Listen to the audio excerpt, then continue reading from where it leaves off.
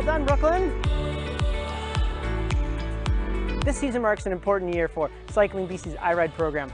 After 8 years of development, iRide is expanding across the country in partnership with Cycling Canada. And we wouldn't be here today without the support of Adara over the last 20 years.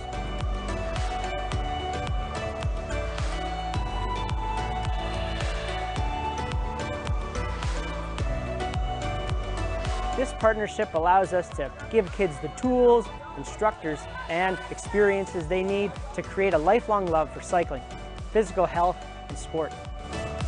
Adara has been involved with iRide for quite a while, and every step of the way, every time I show up at one of these events, I'm amazed to see the growth and the evolution of the program. And every single one of the kids has a big smile on their face. A key part of this program is to provide bicycles so that everyone has an opportunity to experience the joy of cycling. Adara's contributions help us grow and improve each year. Whether we're expanding our in-school bike fleets, developing new after-school programs across the province, or training a new generation of sports leaders with our iRide after-school program. I'm really proud of our partnership here with iRide and Cycling BC. The program is excellent, and I strongly recommend that if you get a chance to participate in it, that you do. It's spectacular for everybody.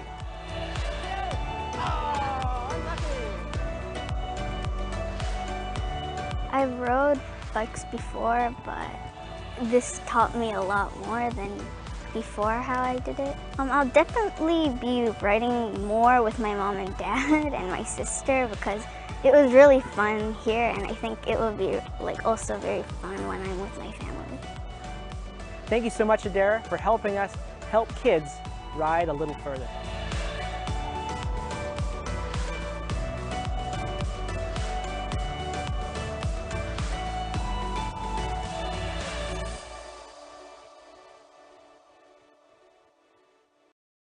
Welcome everybody. This is the iRide program.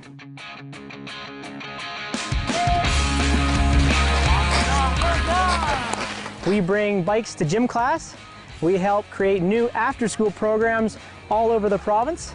We're trying to create opportunities for kids to get on their bike, get their legs moving, and feel like they can achieve anything on a bike. Today we're at a local school in the Lower Mainland, and we're bringing our in-school program to students from grade 4, 5, and 6.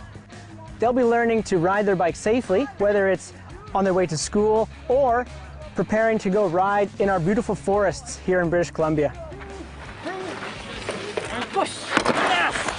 Our big exciting news this year is iRide is now expanding across the country. And this expansion wouldn't be possible without community partners. Partners like Concord Pacific that are helping us bring this program to students in schools and help create new after-school programs across the province.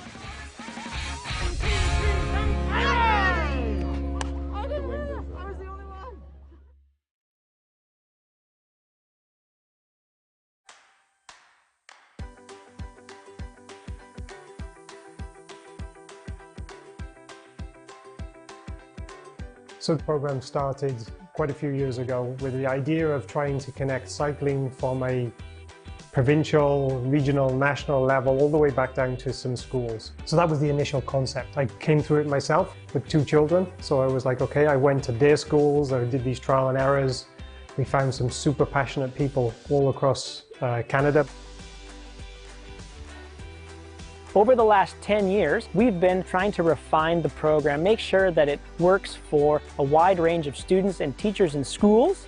So since 2013, we've been using this current method, and we're happy to share it with other provinces.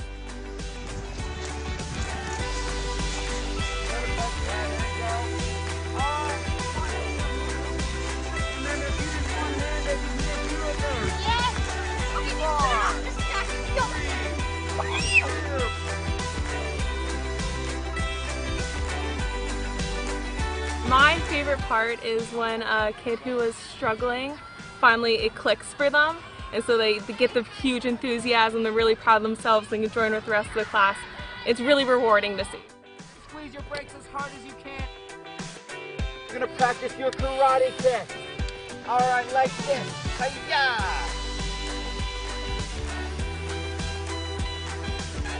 Go, go, go!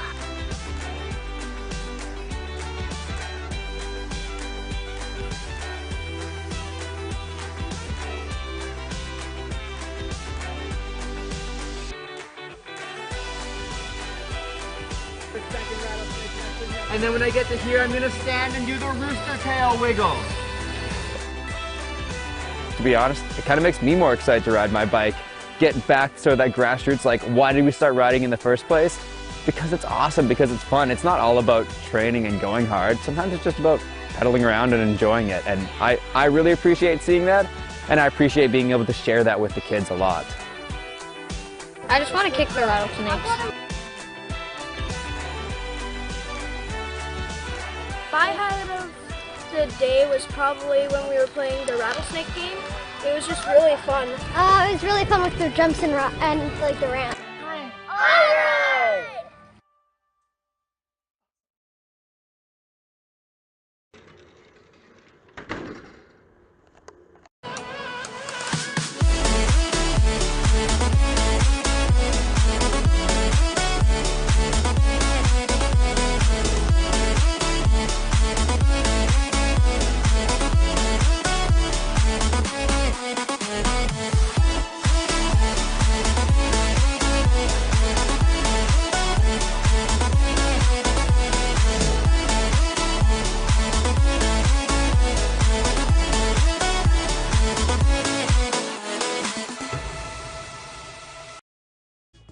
Ladies and gentlemen, boys and girls, we'd like to welcome you back to the BC Cup Virtual Race Series round number 2 in its second great season, and we're here today at Canary Wharf in London. My name is Ryan Cousineau, and I'm going to flip it over to my broadcasting partner here today, Brad Soner, who's going to tell you all about this great course. We had a little bit of criterium racing on the course today. Circuit race. This is important on RGT because the game will slow the riders down in the corner. So the 4 corners on this Canary Wharf course, just over a kilometer long, 1.033K to be exact, around this circuit.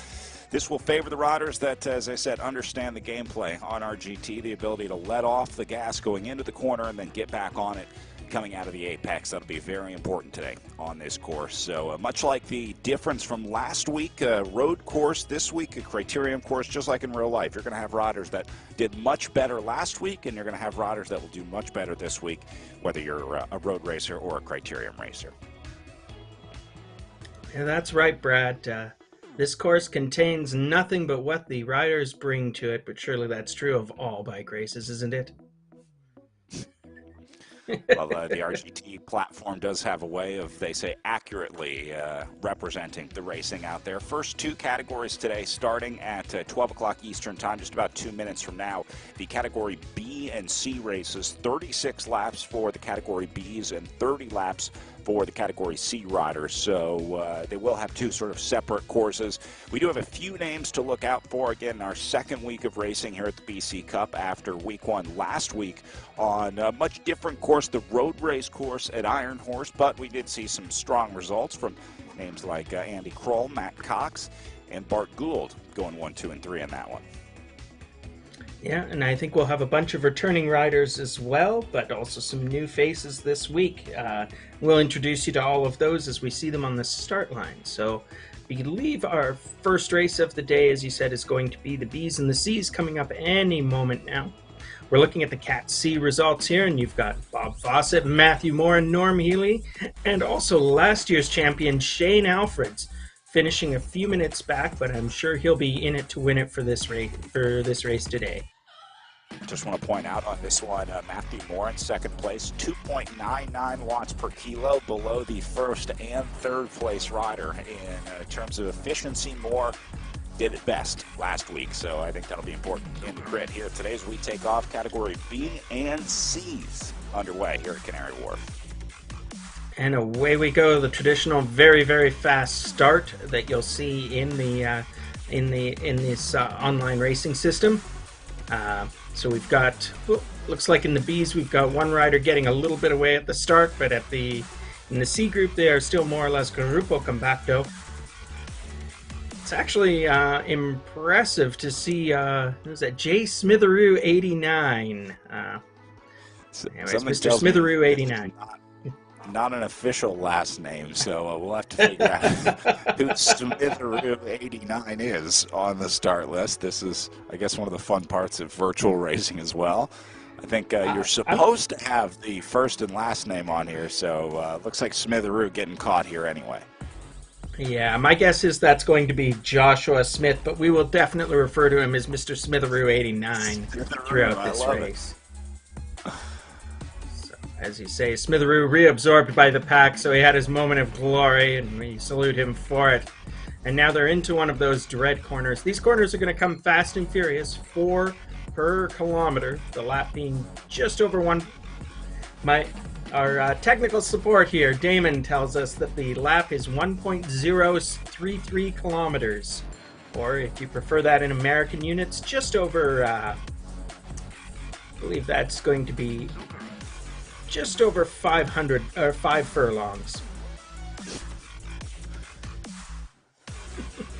We did the math. It's 162 Ford F-150s. That's right, a fine measure that many of you will be able to understand more natively. Right. So these gentlemen today are tapping out the F-150s at a record pace. I believe we may have at least, yes, if she's made the start list. Oh no, we've got Amanda Argue in the A category. I think this is going to be all men racing here in the B's and the C's. We will have a women's category later in the afternoon. Oh no, we may actually see Keely Hamilton in category C, so we'll keep an eye out for that. Keely is 15 years old. She's she put in a good showing last week, but said that one of the reasons that she didn't have her best race last week was that she'd just gotten her 3rd shot, and so she wasn't feeling the greatest. So, Keely, we'd like to salute you. You've already got pro-level excuse making, and that is, of course, one of the very valuable. That's one of the very valuable talents that any great bike racer needs. You're well on your way to be at least a category A, let's say.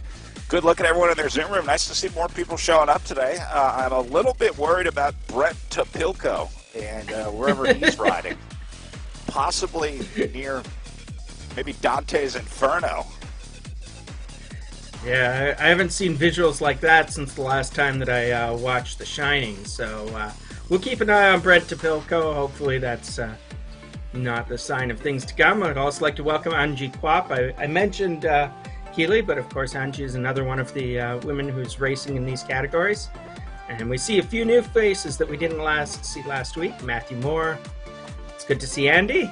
It's my old buddy Shane. I can see he's working hard. And we'd also like to give a shout out to Joel's phone. I'm pretty sure I saw Joel's name here somewhere. Yeah, that's probably Joel Mocked racing in category B. So, hello Joel, and thank you for sharing your moment of pain with us. We appreciate all the riders who are letting us have a view into the Zoom room. And it's great fun. Well, Matt Moore down here in the category C. He's got himself a nice little gap going. Yes, indeed. Looks like what we would call, if it was on the road, slight gap if we were radioing it back to the commissaires, but nonetheless, from tiny acorns can great things grow. In this case, that tiny acorn is about 0 meters at the moment, as Shane Alfreds leads the pack back to it. Well, like however, we can already...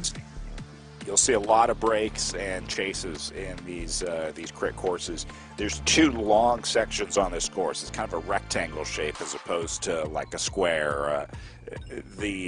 Between turns, let's see, 2 and 3 is 1 and 2 is very short, and then 3 and 4 are very short as well. So those long stretches that they're on right now, that's where you'll see the gaps start to form, like Bennett trying to get away here.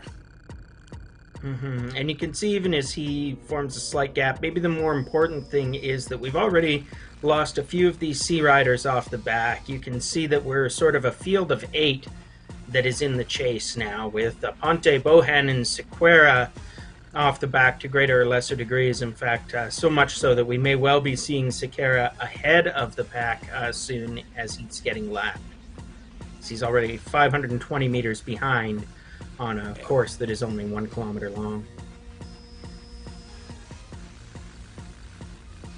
Well, they're keeping this tough. Look how many riders into the red zone. Mutis, you hear, staying red to try to chase up. Bennett and Moore getting away, gave themselves just about a 15-meter gap, but on a crit course, that's enough for a circuit race, I guess, as the Europeans would say. Are you guys down with the crit terminology north of the border, or is that an American? No, criterium is absolutely the way that Canadians see the races, and at least out here on the West Coast, there is a lot of crit racing. We're very much into the midweek crits, and people know exactly what that is. And locally, although it's not a UCI rated race like the Tour de Delta, probably the most prominent and famous local racing event is the Gastown Grand Prix, which is very resolutely a crit course. Yeah, it's about as long as this Canary Wharf course, but it happens right in the heart of downtown Vancouver. It's kind of a delightful event that has been going for years and years, although, of course, shall we say, recent unprecedented events have caused its postponement for a couple years, but we're hoping to be back at it here in 2022. Meanwhile, we're looking at the Category B guys, and they are, once again, as my old friend the late Jeremy Story would say, Gruppo Compacto, which is to say nobody's gotten away. And actually, I don't think they've really put anybody off the back, or at least we've still got a very large group here in play. Tremendous attendance for the Category Bs today. I'm not sure, maybe they didn't like the hills in last week's course, and somebody told them this one was dead flat, and it seems to have brought everybody out of the woodwork, because you can see by the size of our pack we have a substantial field. My list of race entries runs to, math is hard, but I'm going to say about 30 riders on the start list, maybe 31.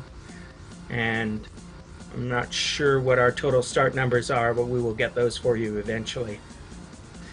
But Van de Green doing the hard work on the front. You won't want to do too much more of that for this pack of 30 of his closest frenemies. They will take advantage of him. Yeah, I guess the classic criterium dilemma, right? How much work do you do on the front? Somebody's got to do it. And Van de Green says, well, I don't mind doing a little bit for now. I would caution Brian about doing too much in this scenario because they will take advantage of you.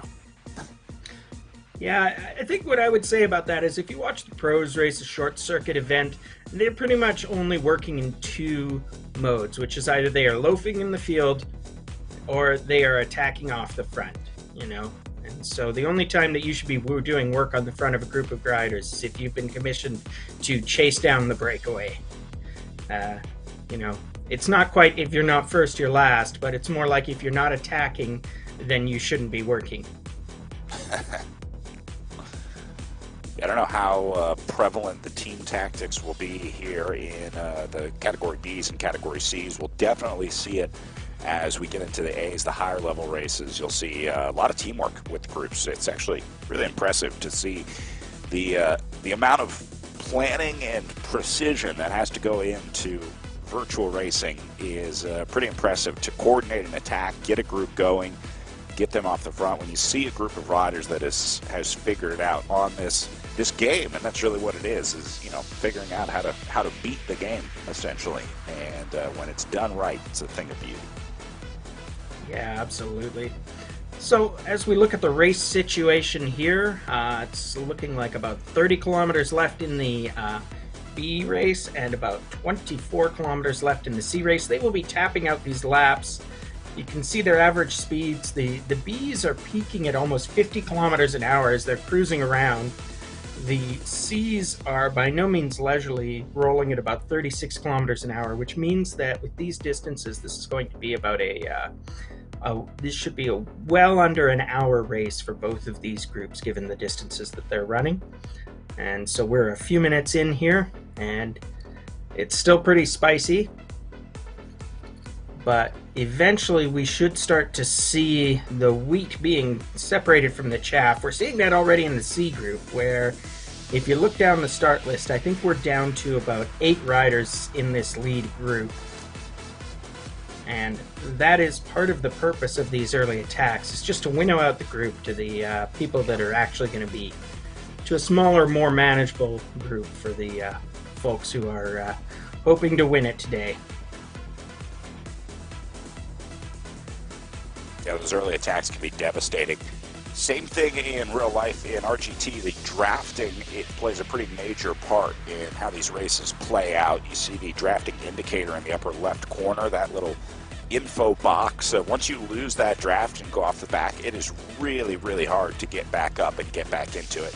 And you absolutely have to get back into it. I mean, you're not going to finish riding solo. If you do get dropped, you have to get back into the group pretty much immediately. I mean, you can only do a few minutes at a time of chasing solo by yourself off the back. And so the importance of staying in the group becomes dramatically more important on these criterium courses when you take into account the corners and how easy it is to come unglued. Yep, it's Alfreds and Zavarisi learning that lesson at the moment. We were just watching Shane Alfred's long chase to get back into the field, and Zavarisi, who came with him, was dropping back, but now they've both ended up at the front of the field. We'll see how that works out for them. But Alfreds is not unfamiliar with racing this circuit or with winning on this circuit, so I suspect he has a plan. I certainly hope.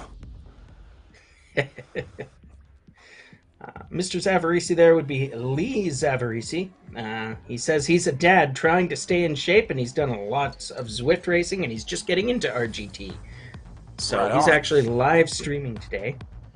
So we'll give Lee a plug for his Twitch TV stream. It's at Zavarisi, spelled just like his last name here on the screen. So you can type that into your computer and watch Lee Zavarisi's live stream of all the pain and suffering he's doing today. Love it. So welcome to the bike race. Welcome to the world of live streaming, Lee. That too.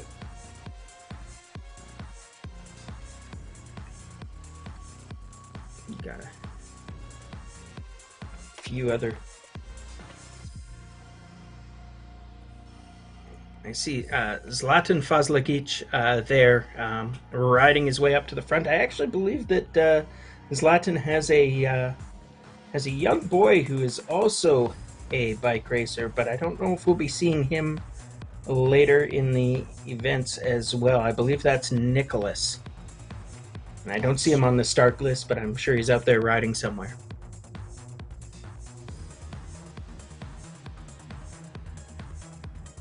Always good to see. Meanwhile, we're family groups coming out to race. We had the mother-daughter duo last week. I think the virtual racing is a good way to connect with your kids. Good way to have some fun and stay fit at the same time. Yes, indeed. So this week, actually, Brad, we've got, instead of mother-daughter, we've got father-daughter, because I was looking through the start list, and in the B group here today, we should have Ryan Hamilton. Ryan Hamilton is Keely Hamilton's father, and he says he stepped aside so that mom could race last week, because they only have 2 setups in the pain cave. So 2 setups, 3 riders, that's going to be, that clearly leads to the occasional awkward conversation in the Hamilton household. And so here we can see Hamilton sitting in well here in the B group. So we haven't been calling his name too often, which probably means he's riding smart and savvy during these early laps when it's fairly easy to get spat out the back, but it's not very easy to get much work done and get away on the front.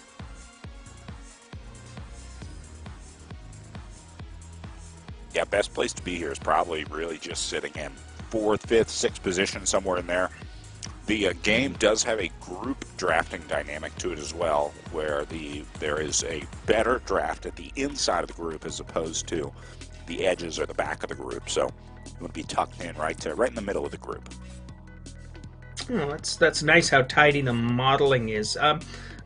Well, these riders won't have steering capabilities on their bikes, however, will they? They're sort of at the whim of the algorithm for where it locates them.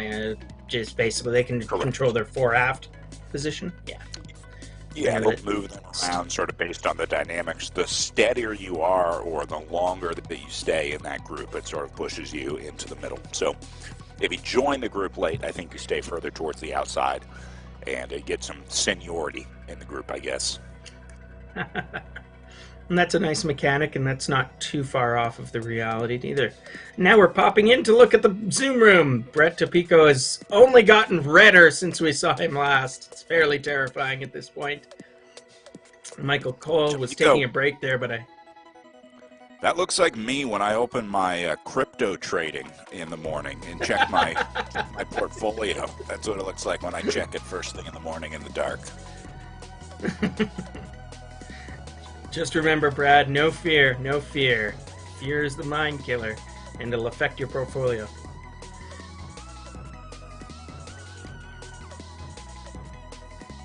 So Mr. Criswanos goes for a little bit of a runner off the front of the B group, but it doesn't last long before he's replaced by Kroll, taking actually more than a slight gap, I would say. He's up to 25 meters already, so this is a serious attack.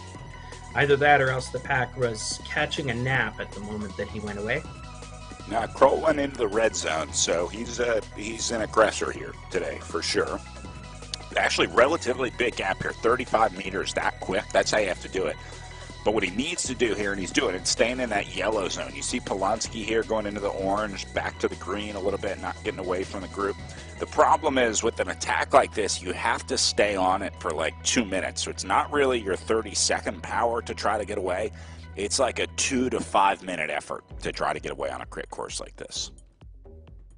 Yeah, it's interesting to see Polanski coming out there. Polanski, according to his bio, claims to be a first-year racer. So he's making a pretty good show of it so far.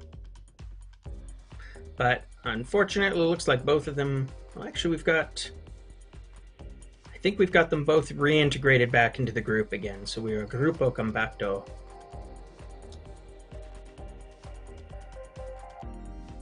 But it was a valiant attack while it lasted, so we salute these two riders for trying.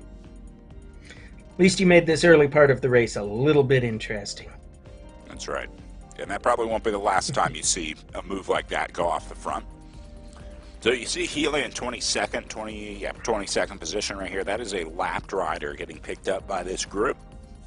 He will be able to get back into the dynamics of the group. He'll be able to sit into the draft. You can draft off of lapped riders. So we'll see if he gets back in. And obviously the game tracks the number of laps to go. One thing you don't have to worry about, the free laps and officials and how many laps did we do and all that. I love that the computer now takes care of that for us. Thank heavens, because it used to be a classic trope of high-level crit racing that there was 20 ways to cheat the commissaires on these things as you pretended to be in the pack. I hide out in the porta-johns on the backstretch for half the race, just taking a brace and then pop it back into the field unseen before the finish line.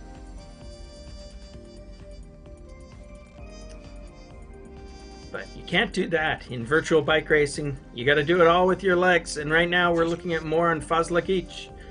Slight gap on the C group, but only slight.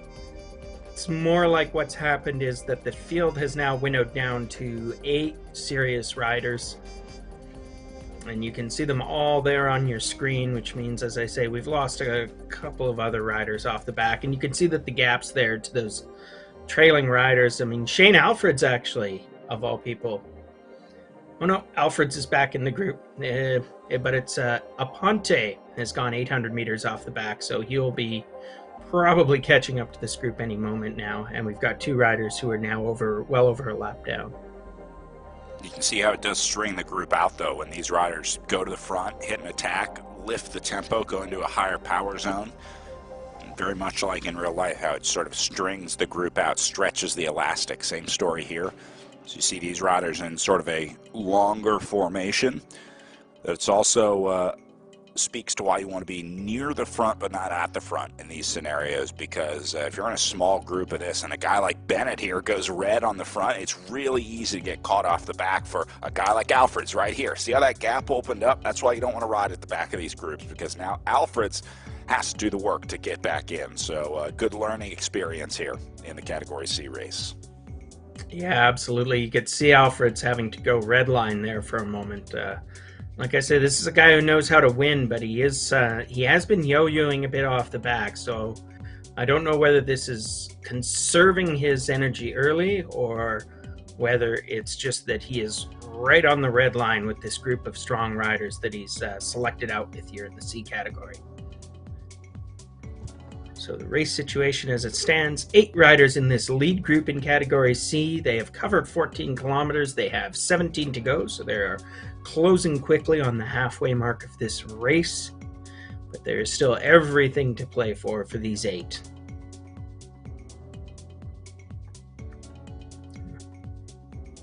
Big part of winning here is not how strong you are, but how well you play the game. I can't stress that enough, how important it is, especially on RGT, but on the other platforms too. Zwift is all about the power-ups and the different interactivity, gamification elements added to it. RGT just has its own way of gameplay that you have to understand, and a big part of that is how the group dynamics work, how the corners work, and all that kind of stuff. So I think Alfred's is figuring that out right now, just like these 2 guys up at the front of the Category B race trying to get away now. Yes, indeed. We've got a single rider off the front here? It's Criswanos making a go of it. He's only got about a 9-meter gap, so again, slight gap. Looks like the pack is dragging him back, but these attacks will form the race. You can see how the front of the field is stretching out. You might be able to see a few riders yo-yoing off the back under the force of these strong attacks. And I mean, at this phase in the race, it's just a race of attrition, right? We're still, like the C group, the Bs are just closing in on the halfway mark. So they've covered almost 16.5 kilometers, and they've got just under 21 to go. Kroll hitting it again and not making any friends in the B group today. But it is causing a split. You saw that small group behind him. Everyone else had to chase on. And while Kroll burned maybe 1 match there, all those other guys that had to chase on burned like 5 or 6 matches when Kroll hits the front and opens the gap. So see all those guys getting back, gapped off at the back? That's who Kroll is going after with those attacks. Yeah, you can see how it's sort of these yo-yo effects. And there's, 3-4 riders back there who are just now getting reintegrated with this field. And now we've got Criswanos, so they're doing yo-yo attacks on each other, where Criswanos goes, then Kroll goes, so there's no rest for this wicked pack of chasers. They're having to chase repeatedly, and that's a classic attacking style. This is the kind of thing you'll see even at the highest level of bike racing, out on the real roads, where riders go, they get caught back, they go, and they just keep going until finally they've worn out all the chasers in the pack, and eventually something succeeds. So now we've got a new challenger appearing. It looks like Cole has come to the front, but doesn't even get a slight lead before he's reabsorbed in the pack. But then we have Mocked here. I'm watching Healy at the back as well. Has been coming and going out of the back of this group here. Got to get in there and stay in there. So that is the 20th rider in the group. We'll see if this group stays at 20 or maybe goes down to 19. But sometimes the best action to watch or the best racing is the riders that are trying to hang in there, trying to fight in the group. Looks like some separation going on down in the C's. Again, just stringing it out. It's not really about getting these gaps going. It's about changing the shape of the field as more goes into the red zone on the front here. Yeah, absolutely. And he's being chased hard. So this group is sort of like the proverbial crabs in the bucket right now. They don't want anybody to get away. They can't be happy. They don't want anybody to be happy. That is, kids, if you're watching, one of the secrets to succeeding in bike racing is understanding that dynamic. Fazlagic gets a little bit of a breakaway and then is quickly absorbed by the C group, who looks like it remains at 8 riders, so we haven't lost anybody lately, but I'm impressed by the level of attacking being done here on this C group. Yeah. Honestly, most of the real-world C category races that I see are not this aggressive, so chapeau to these riders. I guess we're all a little more aggressive in the virtual world, right? Behind our keyboards, we all get a little bold every once in a while. Maybe the same applies with virtual racing too, and you don't actually have to back it up in the parking lot. You don't have to look any of these people in the eye after you attack and get dropped in the parking lot later. I like this theory. Yes, finally you can be your real self in the virtual world. Meanwhile, we are looking back at Category B, which continues to be a fairly grupo compacto. It looks like we have about 17 riders remaining on the lead lap in this lead field. So there might be a few more than that, but I think some of them are lapped riders at this point. And off the front, it's Garguilo. And he's actually getting, I don't know, that's not a big lead yet, but it might become one. Yeah, see, these are the dangerous attacks because we haven't seen Garguilo all day. He, saved all this up for one attack here at 18K to go. And now we'll see if anyone goes with him. Gould into the red to chase him. Again, needs to stay in the red zone here. On those straight stretches, he needs to keep that wattage zone as high as he can. So we'll see if that gets away, see if that one works. We're probably going to need a few more riders with him. Over to the Category C's, Alfred's took a little look, but these guys are much more compact in this group. That's right, and they are rolling very quickly towards the 2/3 mark in this race, so still everything to play for, lots of distance remaining, but definitely a reasonable time for a little bit of for the possibility of an attack here and somebody trying to do a solo breakaway. That said, Category C, if you were going to see a solo breakaway, I think it's going to be a little later in the race, especially given that sort of none of these attacks are really making a dent on these last 8 riders, right? They're attacking well and aggressively, but you're not seeing sort of pack fatigue yet, where it's taking longer and longer to bring back riders. But nonetheless, we see a rider like Zavarisi there, taking a pull on the front. Now it looks like Fazlagic is making another tentative attack, but here's the issue. Everybody so wants to be in on these attacks that everybody is chasing every attempt to get off the front.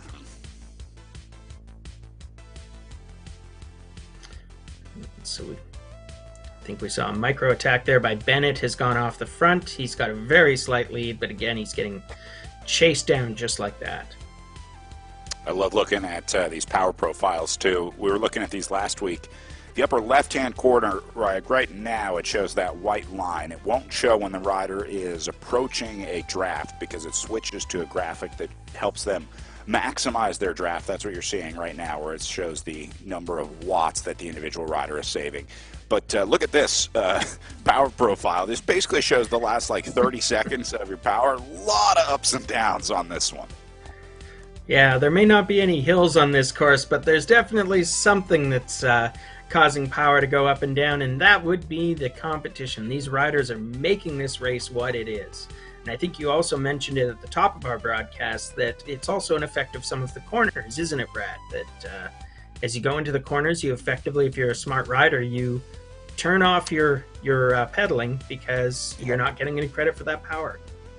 Yeah, we'll see when these riders go into the corner, the wattage number in the very upper left corner of the gameplay screen. That will actually turn red when a rider is overpowering into the corner, and that means that it's scrubbing off watts. It's not giving you credit for all of the watts that you're producing when you're in that corner, because just like in real life, if you tried to do 350 watts into a 90-degree corner, that's not going to go very well for you. You will absolutely crash, and so the game takes that into effect and basically only allows you to do at some points 0, but at some points just a lighter load of watts into the corners. And so when that number in the upper left turns red, See how Garguila there led off. He was in the red zone, and then he went into the orange power zone into these corners. It's because he doesn't want to put too much power into the turns, knowing that they'll be scrubbed off. So he handled those corners perfectly, never wasted any watts with his power wattage or his power number going into the red in the upper left corner. So that was actually a master class in cornering on RGT there. Yeah, and Garguilo is maintaining about a 30-meter lead. He is being chased down pretty aggressively, though. Garguilo isn't appearing on our start list, so we're just going to describe him as being from parts unknown.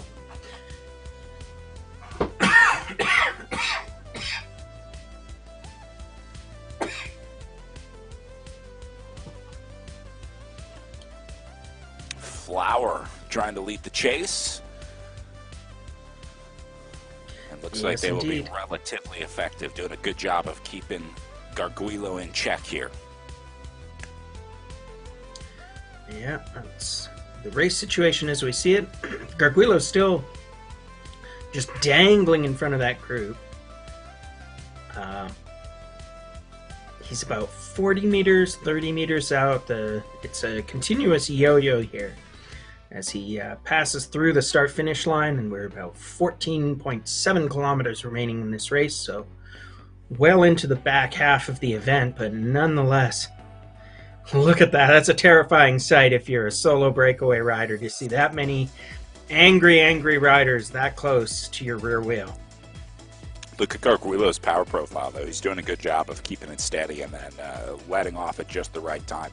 You don't, even on a criterium, if you're riding solo, you can even it out quite a bit. Obviously, you have to let off into the corners, but relatively speaking, especially on these long sections, you do have an opportunity to really showcase your time trial ability, albeit for, 14 seconds or however long it takes you to get between turns 2 and 3. But if you can consistently do that and put those efforts in, even if you're only picking up a half second on each of those straightaways, you do that for 4 laps, and all of a sudden you got 8 seconds.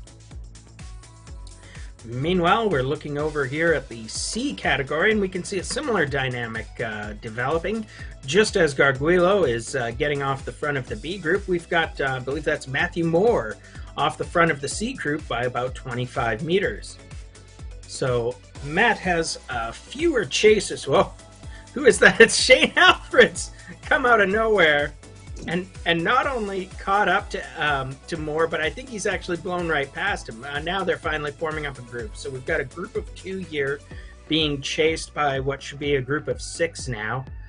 You can see Zavarisi also trying to make the bridge. But this is the dynamic I was talking about before, where all of a sudden you're seeing that the chasing down of the attacks is becoming much slower, and those attacks are lasting longer, and the return of the pack is less organized. You don't see a big group coming back. You're seeing riders chase down this C breakaway, for example, one at a time.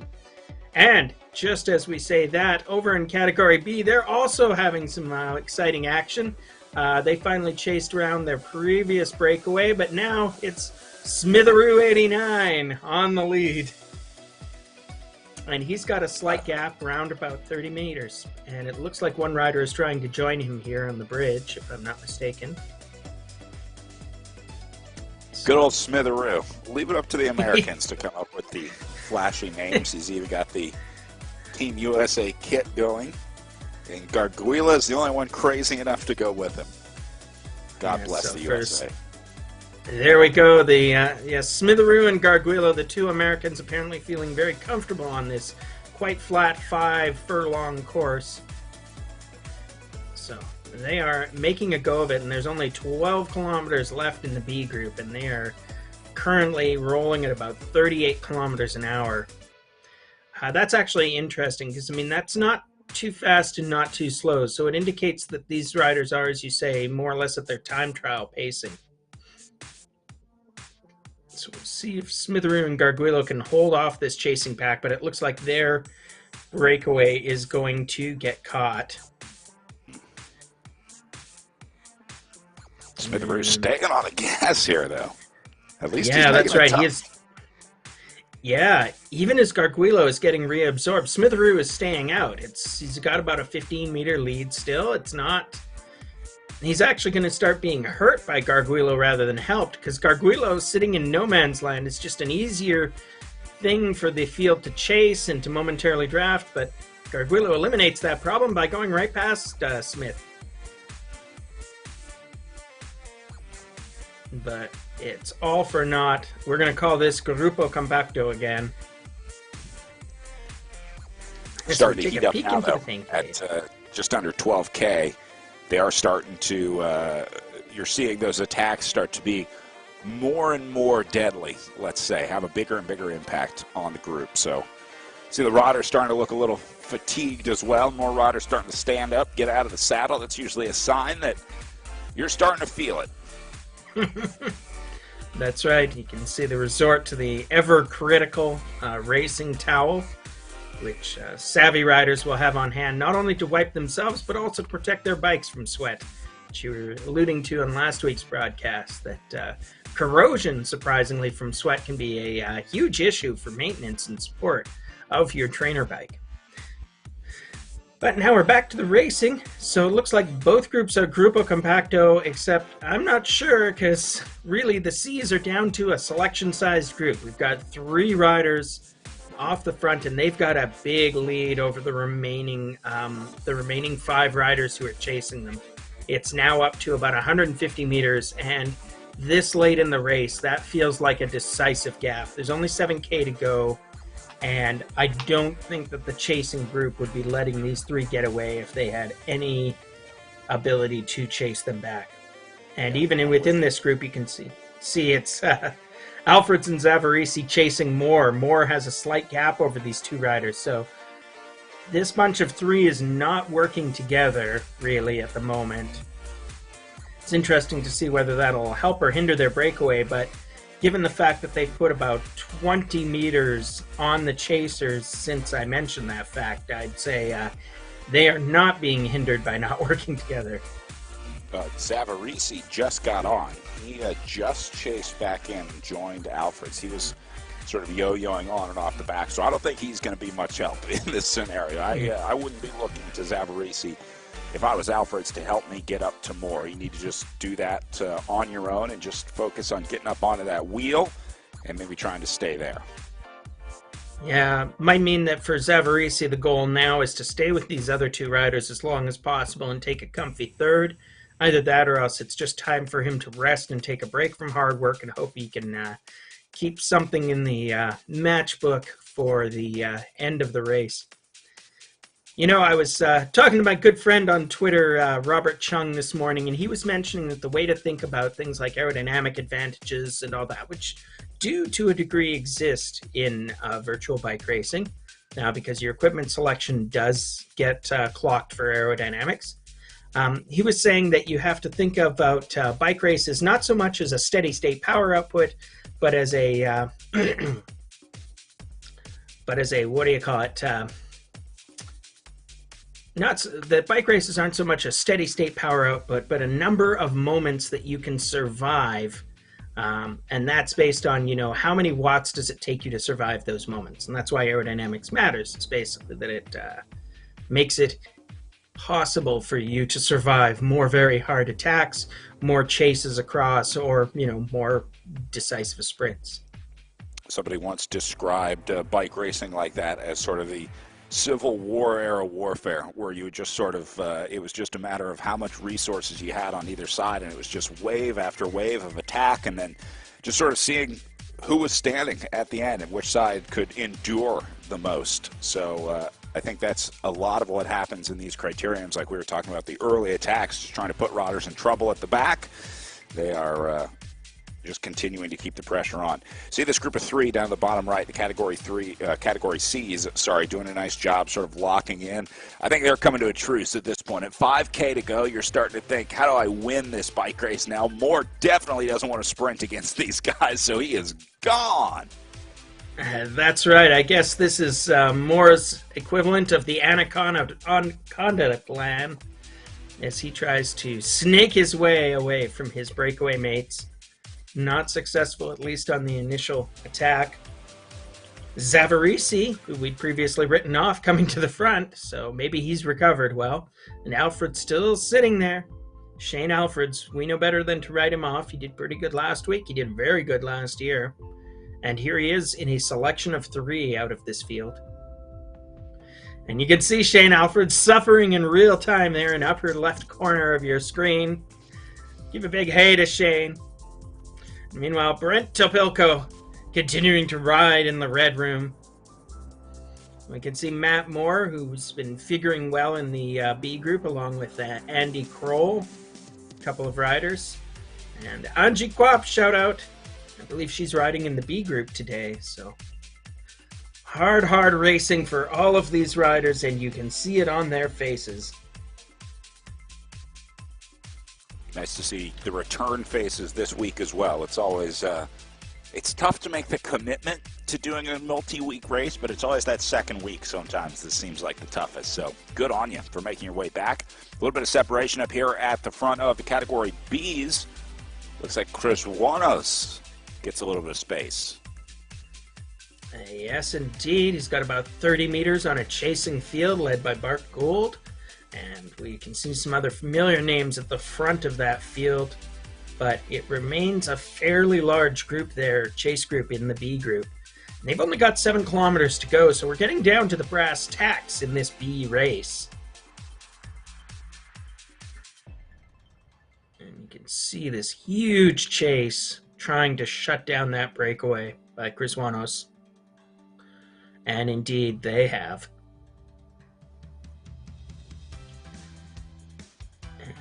7.5K. Sorry about that. 7.5K left in this group.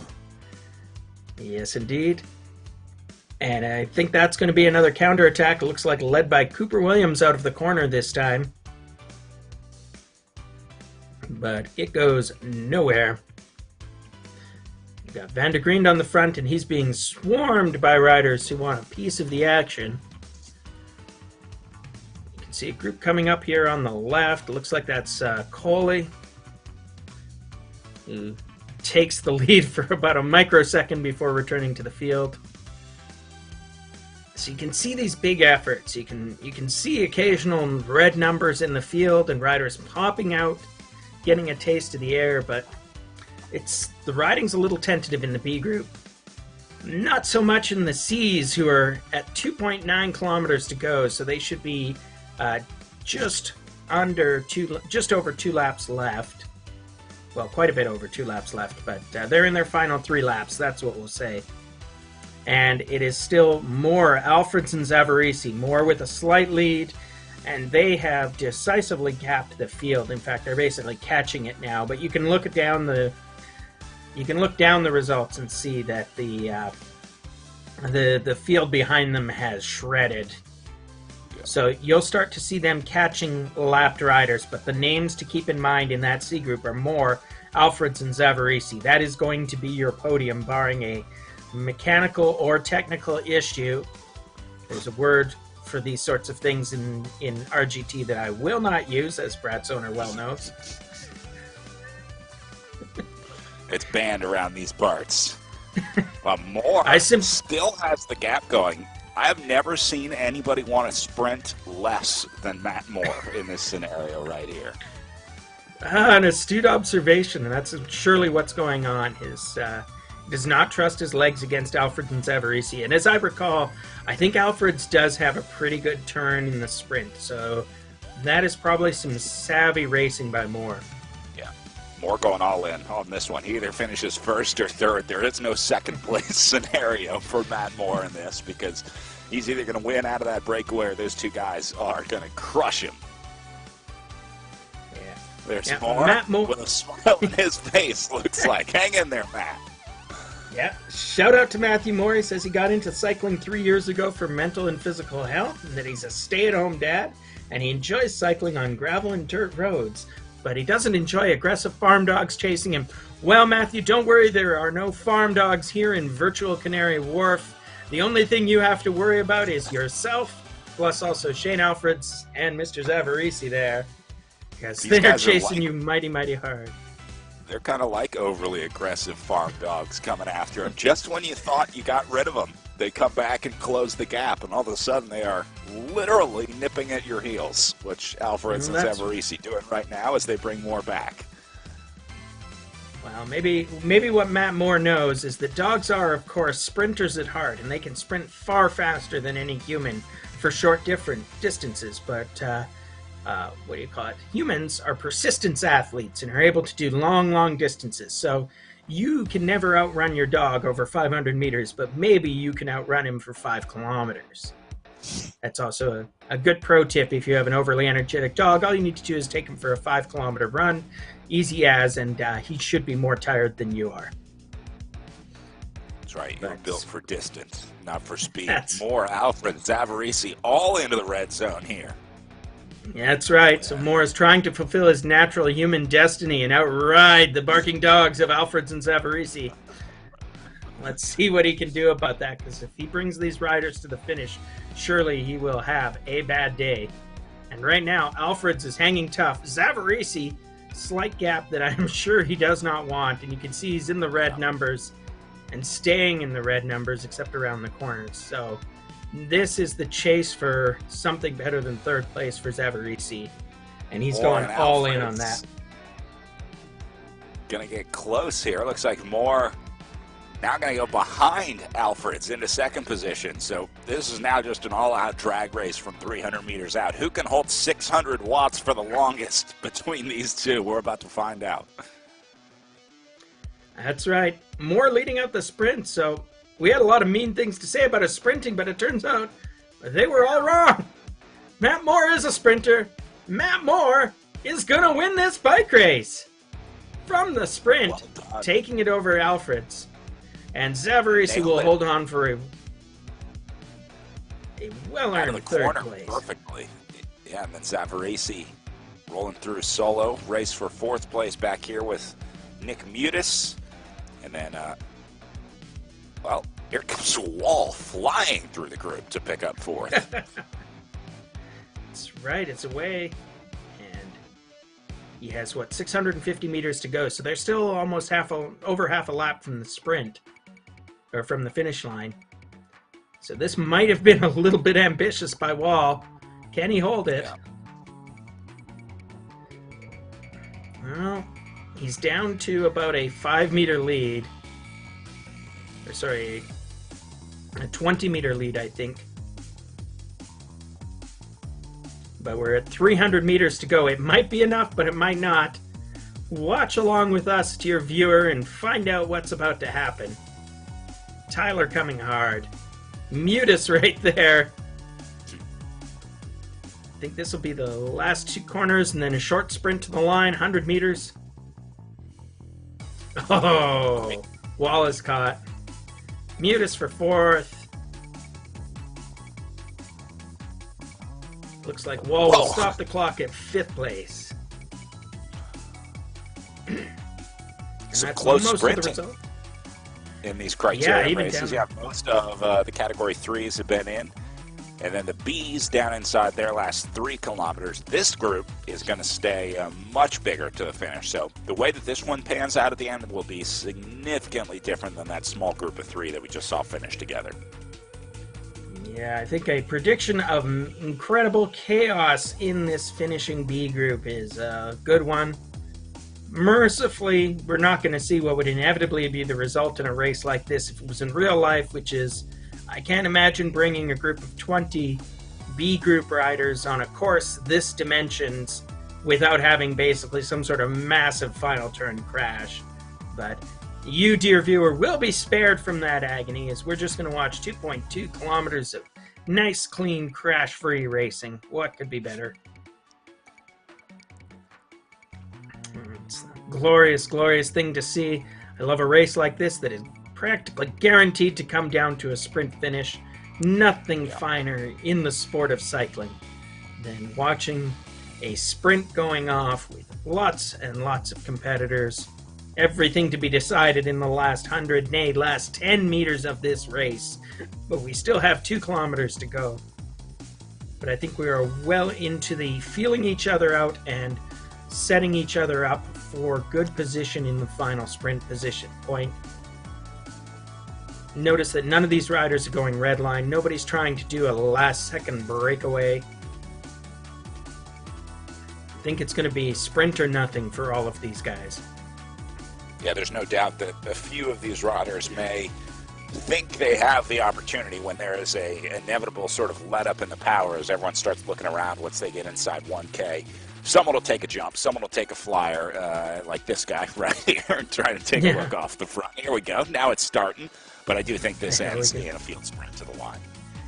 And I saw our old friend Jay Smitheroo 89 come to the fore for a moment, but he's slid back into the pack. It will ramp up. We're at 1.2K to go.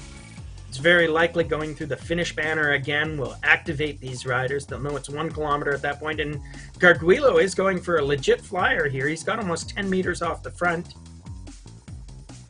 Still got a K to go to the line, though. That's a long way out to be caught solo, especially when these riders behind you are all sitting in each other's draft, right, working together. That's about a 30% saving. So Smitheroo is able to work his way back up to the front. Chan there as well. Here comes Cooper Williams. Yeah, I think that Garguilo's...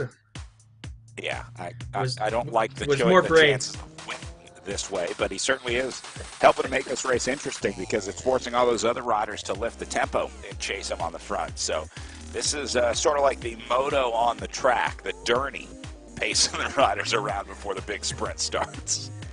That's right, and this has indeed become something of the character of a Kieran race now. 400 meters remaining. We are all back as one big pack. Garguilo's still on the nose for a moment longer before he's overwhelmed by the pack. Some familiar faces here. Ishikawa on the front. We're just going to have to keep calling names. 250 meters to go. Kroll makes a flyer. It might be enough. Yeah, that's how it's done. Kroll just unleashes his wattage, doesn't even let off into the corners, just goes full gas all the way around both corners, and I think that's going to work out for Kroll. Gould almost got him on the line, but Kroll held on. Wow. So, crazy, crazy sprint, but Kroll does a decisive bit of work. So I'm just watching the lovely graphic of all these riders come to a halt at the end. That's usually about how I look at the end of a bike race too. So once again, RGT has accurately simulated bike racing. Well, Category C's finishing up with Moore, Alfreds, and Zavarisi going 1, 2, and 3. Great battle there with those three, getting a nice group going on the front in the end. It is Moore, also the most aggressive rider in that group by far, doing 3.13 watts per kilo, highest average watt per kilo for the group in the Category 3s. And then Shane Alfred's at 4 seconds back, does 2.45, the most efficient guy in the race, in second place for Shane Alfred's. And then Lee Zavarisi sort of right in the middle there at 9 seconds back at 2.54 watts per kilo. That's my favorite column in the virtual race results, is seeing how efficient and effective the riders were, and I love seeing the difference, especially in the top three. But it was pretty clear here, Moore did a lot of work on the front, and so it's not a surprise to see a significantly higher watt per kilo number. Yes, indeed. So, ladies and gentlemen, we're going to look at the Cat C results, and then we're going to take you over here to the Category B group. So we've got Andy Kroll with that decisive sprint right at the end, beating a chasing field, coming fast and furious. Bart Gould almost did it at the finish, but look at how many watts per kilo he put out during this race. He was working hard. And then Joshua Smith, a.k.a. Smitheroo 89, for a closely contested third place. And you can see there's less than a second time gap between first and 10th place, going all the way down to Ishikawa here on our finishing screen. And I think that the next 10 places were not much more than a second behind those guys either. Yeah, pretty much a group finish to the line inside the top 20 in our Category B race. So that wraps up the B and C's for our first afternoon session of the day, getting ready for our next start, the Women's Open category, also on at Canary Wharf. Coming up in about 30 minutes from now, just about 35 minutes from their start time, to 36 laps for the Open Women. So let's take a short break here on the Cycling BC Virtual BC Cup stop number 2, and when we come back, we'll pick up action with our Women's Open category.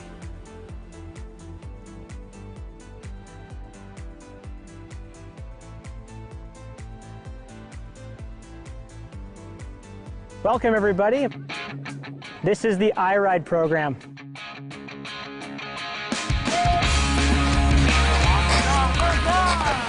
We bring bikes to gym class. We help create new after-school programs all over the province. We're trying to create opportunities for kids to get on their bike, get their legs moving, and feel like they can achieve anything on a bike. Today we're at a local school in the Lower Mainland, and we're bringing our in-school program to students from grade 4, 5, and 6. They'll be learning to ride their bike safely, whether it's on their way to school or preparing to go ride in our beautiful forests here in British Columbia. Push! Yes! Our big exciting news this year is iRide is now expanding across the country. And this expansion wouldn't be possible without community partners. Partners like Concord Pacific that are helping us bring this program to students in schools and help create new after-school programs across the province.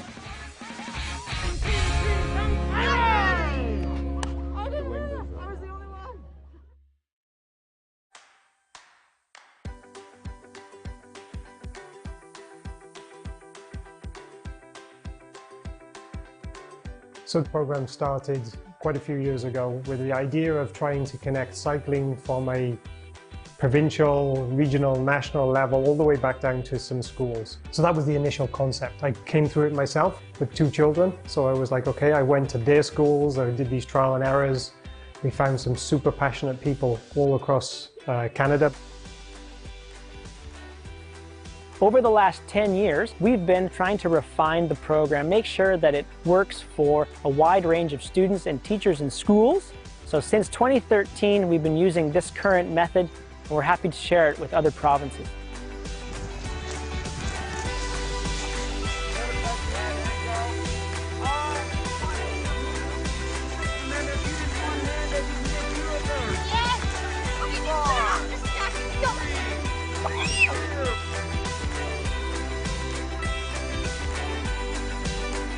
My favorite part is when a kid who was struggling, finally it clicks for them, and so they get the huge enthusiasm, they're really proud of themselves, and can join with the rest of the class. It's really rewarding to see. Squeeze your brakes as hard as you can. You're gonna practice your karate kick. All right, like this. Hi-ya!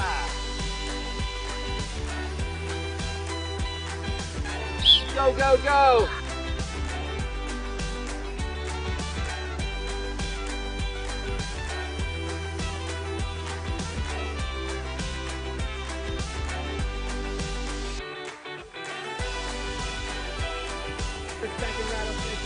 And then when I get to here, I'm gonna stand and do the rooster tail wiggle. To be honest, it kind of makes me more excited to ride my bike.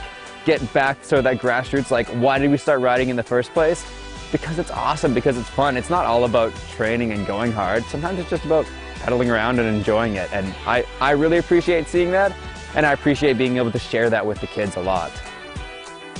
I just want to kick the rattlesnakes. My highlight of the day was probably when we were playing the rattlesnake game. It was just really fun. It was really fun with the jumps and like the ramp.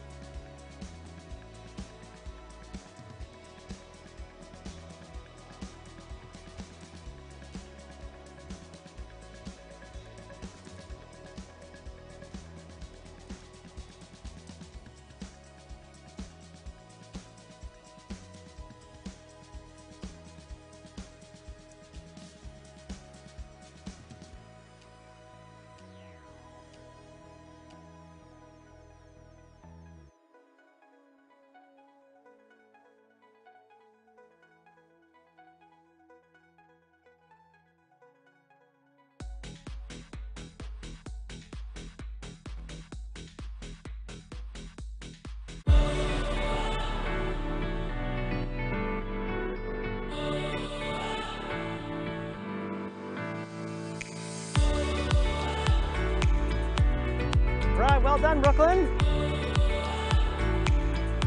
This season marks an important year for Cycling BC's iRide program. After 8 years of development, iRide is expanding across the country in partnership with Cycling Canada. And we wouldn't be here today without the support of Adara over the last 20 years.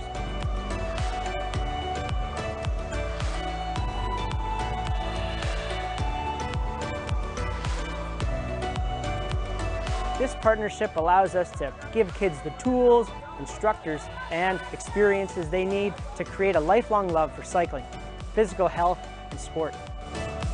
Adara has been involved with iRide for quite a while, and every step of the way, every time I show up at one of these events, I'm amazed to see the growth and the evolution of the program. And every single one of the kids has a big smile on their face. A key part of this program is to provide bicycles so that everyone has an opportunity to experience the joy of cycling. Adara's contributions help us grow and improve each year. Whether we're expanding our in-school bike fleets, developing new after-school programs across the province, or training a new generation of sports leaders with our iRide after-school program. I'm really proud of our partnership here with iRide and Cycling BC. The program is excellent, and I strongly recommend that if you get a chance to participate in it, that you do. It's spectacular for everybody.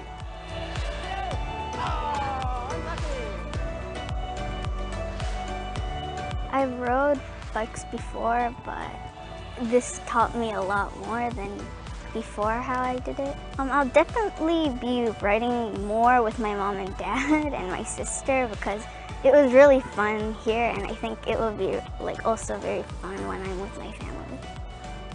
Thank you so much, Adara, for helping us help kids ride a little further.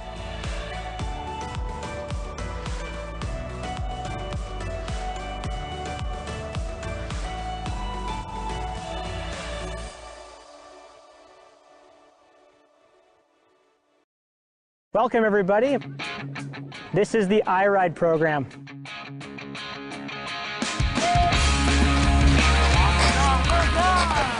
We bring bikes to gym class. We help create new after-school programs all over the province. We're trying to create opportunities for kids to get on their bike, get their legs moving, and feel like they can achieve anything on a bike. Today we're at a local school in the Lower Mainland, and we're bringing our in-school program to students from grade 4, 5, and 6. They'll be learning to ride their bike safely, whether it's on their way to school or preparing to go ride in our beautiful forests here in British Columbia. Our big exciting news this year is iRide is now expanding across the country. And this expansion wouldn't be possible without community partners. Partners like Concord Pacific that are helping us bring this program to students in schools and help create new after-school programs across the province.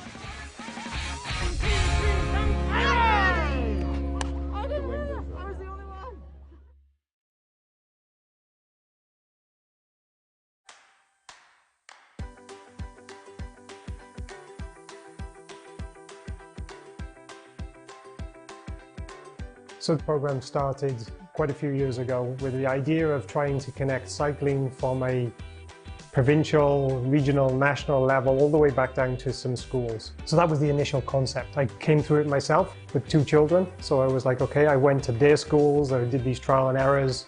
We found some super passionate people all across Canada. Over the last 10 years, we've been trying to refine the program, make sure that it works for a wide range of students and teachers in schools. So since 2013, we've been using this current method, and we're happy to share it with other provinces.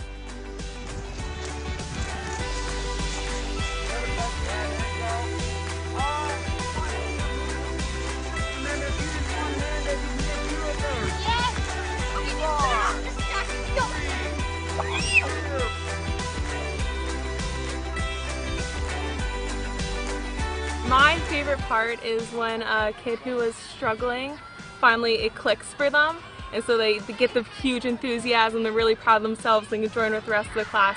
It's really rewarding to see. Squeeze your brakes as hard as you can. You're gonna practice your karate kick. All right, like this. Hi-ya!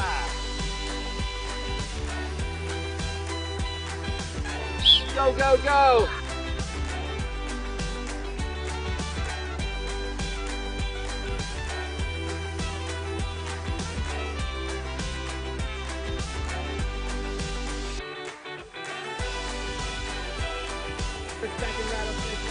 And then when I get to here, I'm gonna stand and do the rooster tail wiggle. To be honest, it kind of makes me more excited to ride my bike. Get back to that grassroots, like why did we start riding in the first place? Because it's awesome, because it's fun. It's not all about training and going hard. Sometimes it's just about pedaling around and enjoying it. And I really appreciate seeing that, and I appreciate being able to share that with the kids a lot. I just want to kick the rattlesnakes. My highlight of the day was probably when we were playing the rattlesnake game. It was just really fun. It was really fun with the jumps and like the ramp.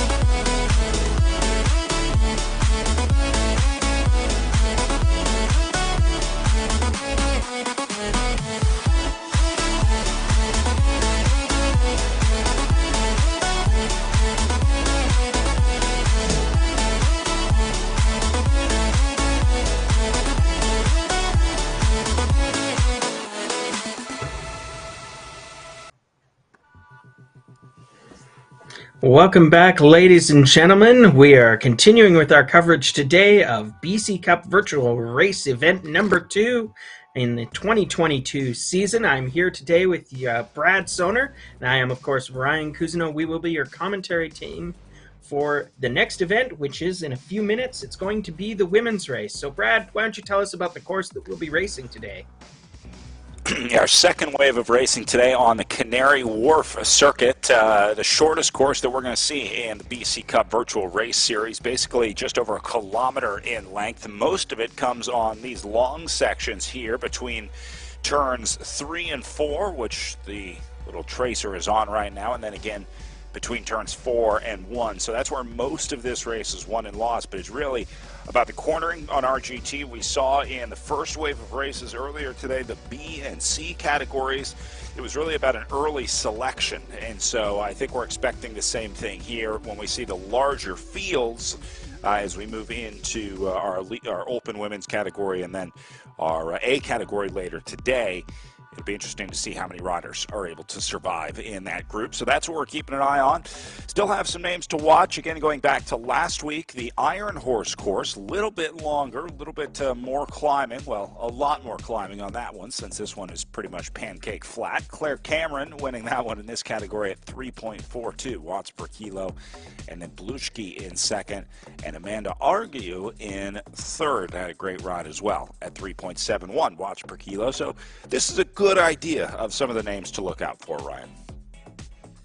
Yes, it is, Brad. And we've got a lot of those names coming back for today's race. Our start list is a short but sweet 6 riders. We have Brittany Georgia Imlach, Deborah Slews, Claire Cameron, Diane Bowman's Chansey Knights, and Renata Blushki. So again, you'll see a lot of those names coming in.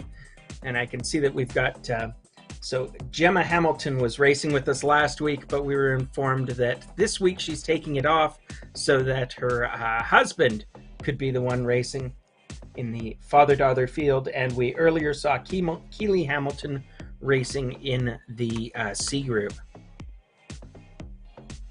And indeed, here we can see our start list. Simple issue of trainers and space within the house, it sounded like. So nice to see they made the trade-off. Look into a couple of the pain caves. Look like Blushki is back in the garage and Parker inside today. Yeah. We haven't been doing much rating of the pain caves, although we have to say that we did remember one rather dramatically red pain cave in the first race series. I'd like to compliment Deborah on the extremely tasteful wood cabinetry behind her in her pain cave. Good start here from and away Cameron. we go. You see how everybody ramped up their power. Cameron started in the red zone, and that allowed her to take off from the gun. One of the unique parts about starting these virtual races, they're going to keep it tough early. This is a long time to be in the red zone. Man, what a way to start the race. This was like that group ride where you go out and there's always one person in the group that's going suspiciously hard, way too hard, and you're like, what are we doing? But eventually it all calms down. Looks like that's happening right here as Parker takes him down to the end of the first stretch. Yeah, it's good to see that so far the group is staying together. I know that Claire Cameron she won the race last week. She was a solid contender last year in this same virtual series. And of course, she's won just about everything there is to win in the province of British Columbia, on the road, on the track, and even in the virtual cycling world. So she is, my money is on Claire as the danger woman in this field. Let's just put it that way. But nonetheless, we've got a nice Grupo Compacto here. And if you look down the results, you'll see, of course, some of our virtual cameras. And also you'll see photographer Tammy Brimner. So Tammy is a pro photographer, both in real life and now in the virtual world. And you will be able to see her results on the on her Instagram. I believe she's got a new Instagram account, and I'll call that out for you a little later on. I think it's TLB Velo, right? Or does she have a new one? No, I think that's the right one now. TLB Velo Photography is her account. So she's taking pictures here, and she'll be adding them to her story, I'm sure, and to her account over there on the Instas. So give a shout out to Tammy, providing us some beautiful artistic looks at this bike race. Meanwhile, the bike race continues whether we want it to or not. The women today will be doing 35, we'll be doing about, they're listed as a distance of 37.2 kilometers in my program, but I think it's a little longer than that. Probably clocked out as something like 38 laps. They have completed 1.6K so far, and they have 35.6 to go. Oh, maybe math is hard and I've miscalculated. We'll say that it was a 37.2 kilometer lap race distance, which I think equates to 36 total laps, and it looks like that's what they're going to be racing. As we say that, it's Deborah Parker. Sorry. I believe that's actually... Let's say Deborah Parker. I don't have her in the race program, but I believe that may actually be Deborah Parker Slews. She is out for a little flyer, but she immediately gets caught here as we're talking by the rest of the group. There we go. Of course, it's Deborah Parker. Hi, Deborah. And there's Renata Blushki, who is one of the riders who caught Deborah just there. So hard work, pain faces in full effect. These riders are serious because virtual bike racing is a serious business, and as we saw last week, this is some group with some serious competition in it. So they're all remaining Grupo Compacto and looking at each other. Yeah, settling down a little bit here. It looks like the helicopter here has a spotlight on the field. I like that. I think that's cool. That's a nice touch by the RGT team here. I'm not sure if I've ever noticed that before, but yeah, this is like a police helicopter searchlight keeping the course illuminated here. Perhaps it's a tiny RGT tribute to what would normally be happening at about this time of year at Canary Wharf, which is their Canary Wharf Lights Festival, which would usually be going through to the end of January, so it would have just ended. However, this year it was postponed due to COVID, so maybe if you go to Canary Wharf in the next few months, you might be able to see a light festival. Wouldn't that be exciting, Brad? The programmer surely not as work on the light show right now is like, where's this guy getting his information? Light show? Are you kidding me? How about something a little easier program? I do like the idea that we're making terrible amounts of work for the poor folks at RGT as they color in the graphics and start to figure out how they're going to make a seasonal light show happen on this course. But meanwhile, speaking of light shows, Our riders are continuing to light up this course. It's pretty steady, but you know, there's a few people going into the red, so it's not nothing for sure. If you made it this far in, even at coming up on 5.5 minutes of racing on laps, if you've survived this long in the group, you're doing pretty good. That's a general indicator that you'll probably be okay. We see a significant number of riders get dropped in the first 2 or 3 minutes, within the first couple laps, because you either figure it out how to draft with group or don't into the corners. And so if you're one of the 6 riders in this group and you're able to hang in the dynamic and you figured it out and you're not going too hard, well, you're feeling pretty good right about now. So while we're watching this group develop and not drop anybody, I'd like to tell you about a few of the folks that make these bike races possible for all of us. They're sponsors of the Virtual BC Cup and also Cycling BC. And one of them that I'd like to introduce you to is Born Sport Care. Born Sport Care is your supplier of premium nutrition and body care products that help athletes at all levels achieve their goals in training and competition. Cycling BC members can receive an exclusive 15% discount on all regular priced Born products. So head on over to the Born Sport Care website and you can tell the proprietor over there, Michael Wegner, that Ryan sent you, and he'll probably delay your shipment actually an extra week, so maybe don't tell him that. But if you tell him that you're a Cycling BC member, then he will give you 15% off. So we'd like to thank Born Sport Care for supporting this event.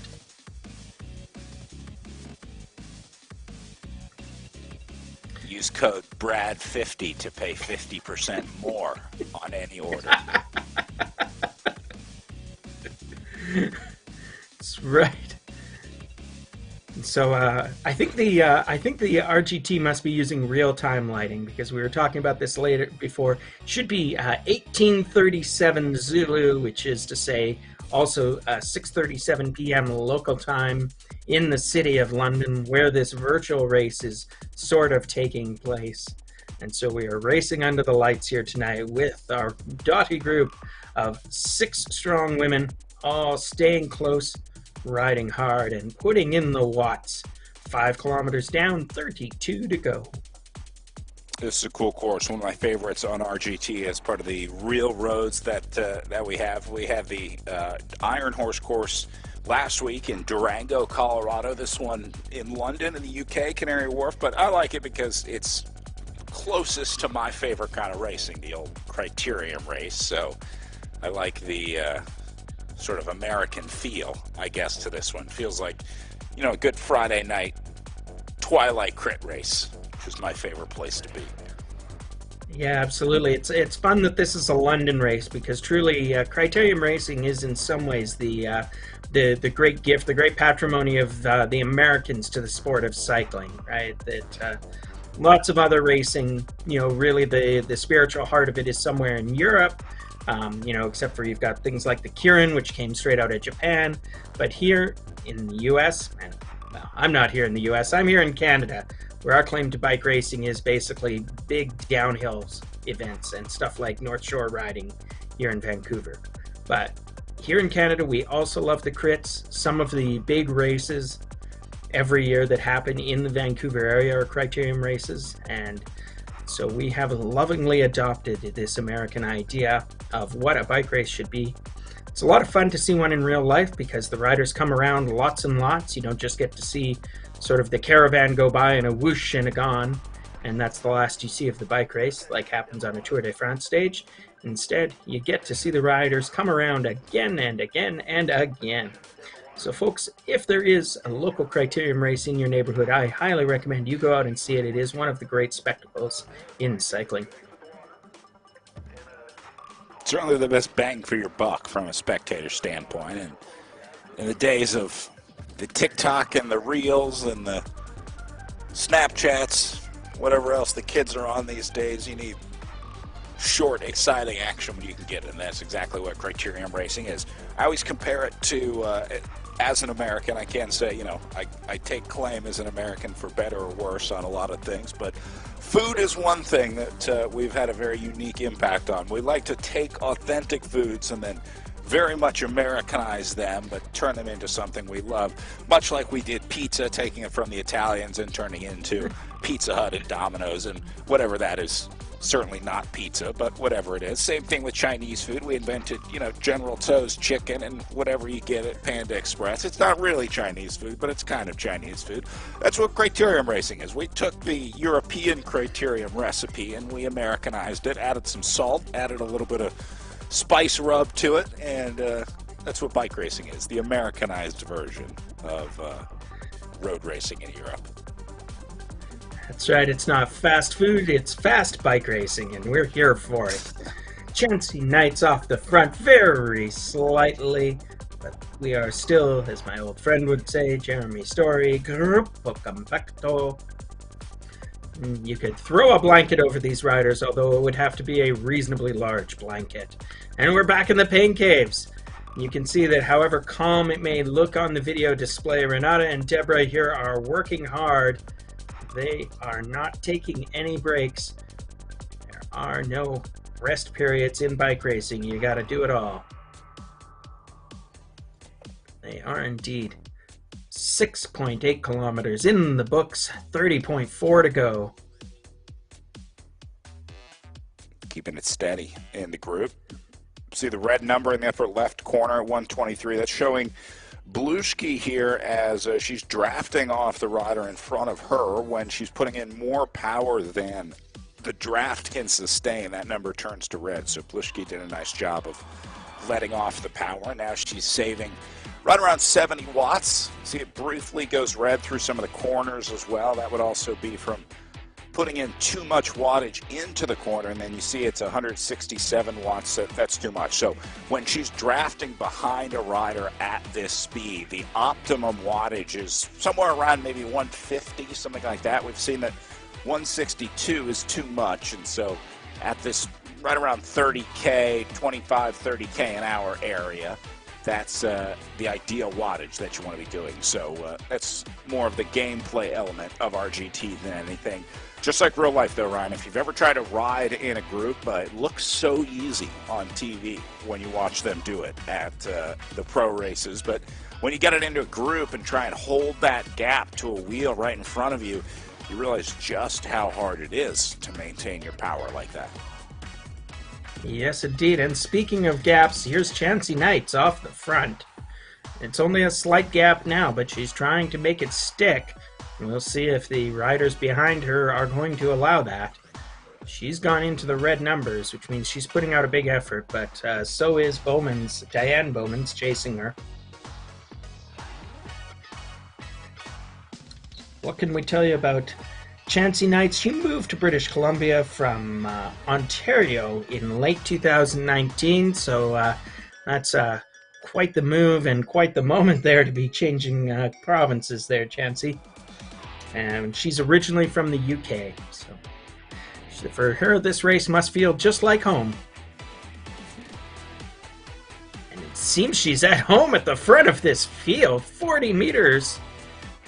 And no sign of that gap coming back, so the other riders in this race must be a little teeny bit worried at this point, because that's a fair bit of gap to be allowing at this point in the race. And just as I say it, that gap starts coming back down. Yep, nice job by Parker. I saw lifted the tempo and kind of said, hey, we gotta chase here as well. Inlock doing some work up on the front into the red zone to shut it down. So that was a good group effort to bring Knights back. That is your worst case scenario, that everybody else cooperates in the group behind you. That's pretty much what happened with Inlock here. So bummer. Yeah, although that said, the gap is still at around 40 meters and almost looks like maybe Knights sat up for a moment. I don't know if she was just getting a drink of water while on the trainer or what, but her effort flagged, and now it's back up in this sort of 4 watts per kilogram territory, and the gap is kind of holding at 36, 38 meters. It's not really moving over the last 30, 40 seconds. In fact, if anything, it's growing. Though again, that might be just an artifact. They're going through the very slight depression. I think this whole course has about 3 meters of gain total, but they just passed through the big descent and the big climb. But nonetheless, the gap is maintaining. In fact, it's actually growing slightly. It's now out to 50 meters. So Knights is perhaps in it to win it here at the 9-kilometer mark of this race. Early days yet, but brave effort, and chapeau to Chancey Knights if she can hold this for another 27 kilometers. Parker going hard to try to go across the gap here. Great riding here from Parker at just the right time, too, because it was becoming apparent that this might have gotten out of hand with Knights up the road. So Parker went at pretty much just the right time when it was do or die for the chasers, because if you let Parker get any more space, and this is a crucial time in the race right now, everybody trying to go across into this group. Bowman's trying to close the gap.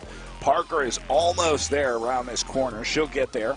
Going to close down the gap, and then it'll be the story of Bowman's, Imlock, Cameron, and Blushki that are really going to have to work to get on here. This is a great race unfolding right now. Yeah, and you can see how much this effort to bring Chancey Knights back in sort of strung out and even shredded the group a little bit. They're regrouping now, and crazy enough, I thought as well as you did that this was going to be the catch right here, but Knights is still 15 meters off the front.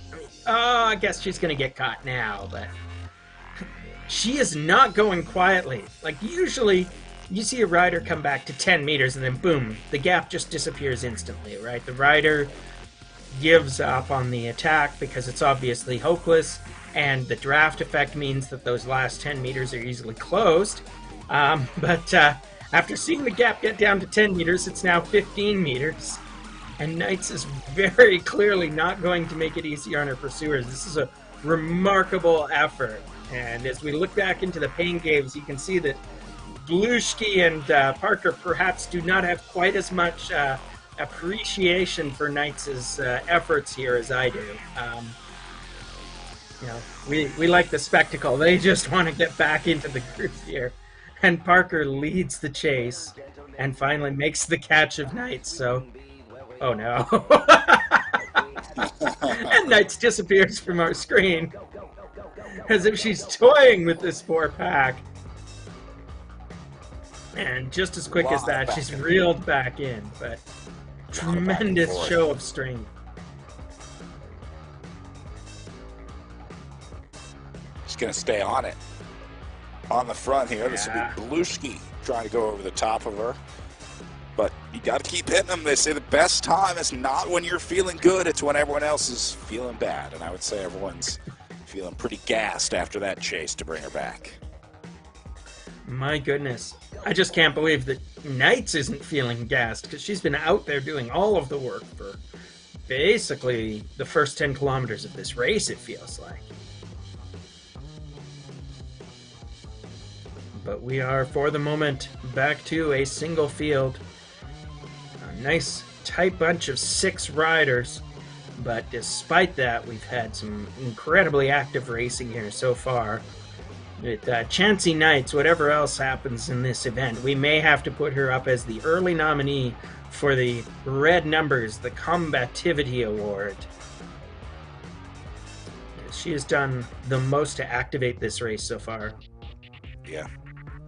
Wait until you see the average watt per kilo at the end of this one. I have a feeling if we measured it right now, Knights would have a significantly higher number than everyone else after that effort. Oh, yes, indeedy. And speaking of efforts, we're looking at Deborah Parker making a little tiny jump off the front.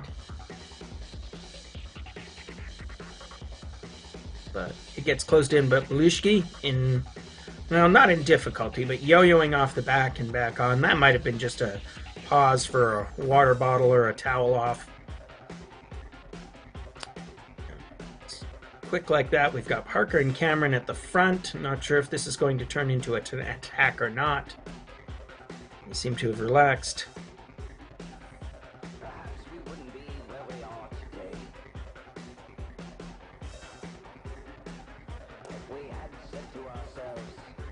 So while we're watching these riders, maintain Grupo Compacto, I'd like to tell you about another one of our great sponsors today.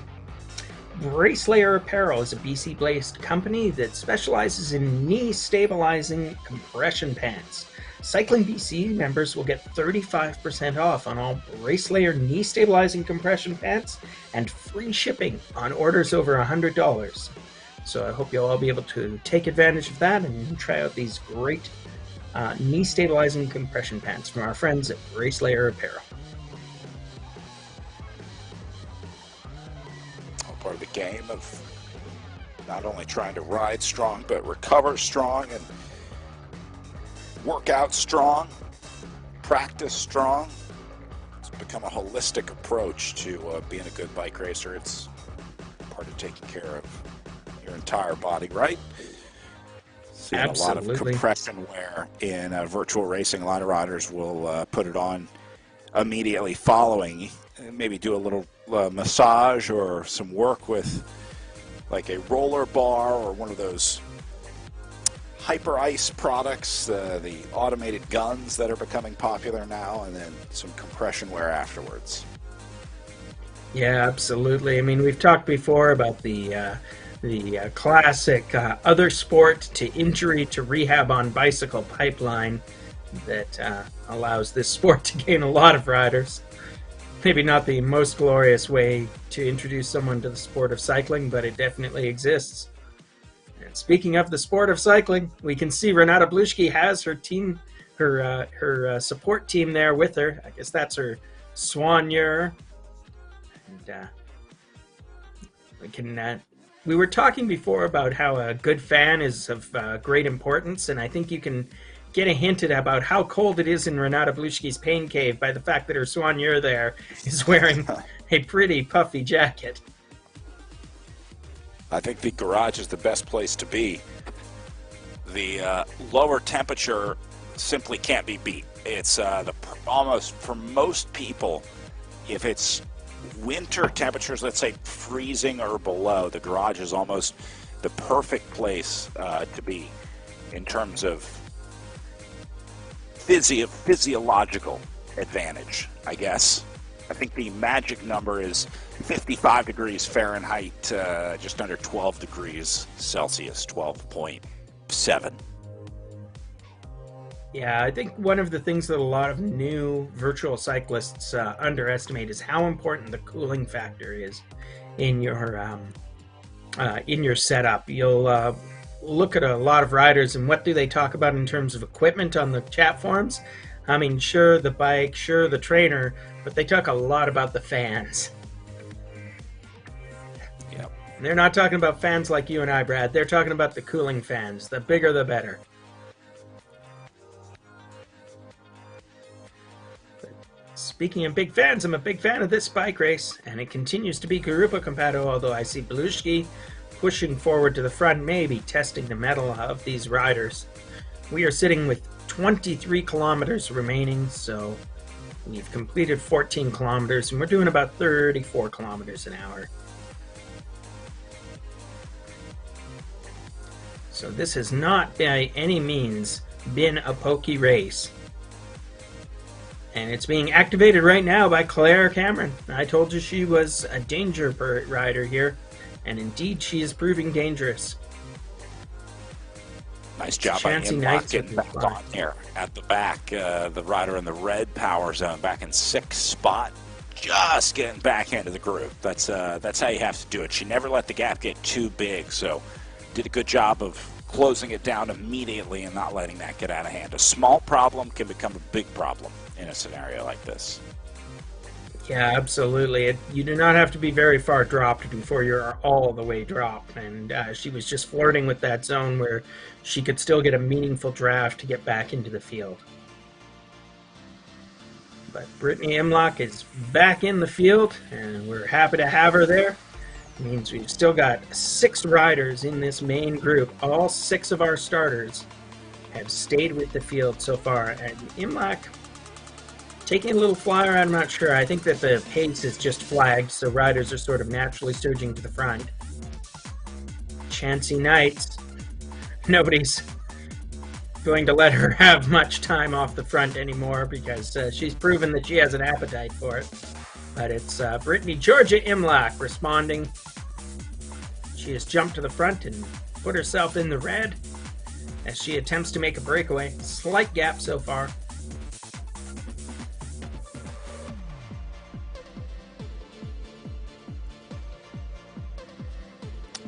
Nice view from up above. Group all back together. With the 22K left, climbed 76 meters. You forget that there's a little bit of climbing on this course, a little bit of elevation gain and loss. You talked about that a little bit at the start of the race, but I guess it adds up after a while. The false flat is maybe one of the worst things in cycling, one of the most painful things to ride on. I'm doing the math on that, Brad. I think it amounts to, what is that, 5 meters of total gain on this circuit. You can see that there actually is a red zone indicating a quote-unquote steep climb, but I think that lasts for about 50 meters. We'll see it as the riders come through it on this lap, and we'll be able to look and tell you what the peak gradient is. Oh, there you go. It goes up to just over 5% grade, which is not nothing, although it's maintained on this course for about 5 meters, so I'm not sure it's quite as scary as all that. But the classic issue is that the little ups and downs on this course feel like nothing the first lap, the 10th lap, the 15th lap, but once you start getting to lap 20, 25, all of a sudden you feel everything, every slope, every gap. Attrition is a heck of a thing.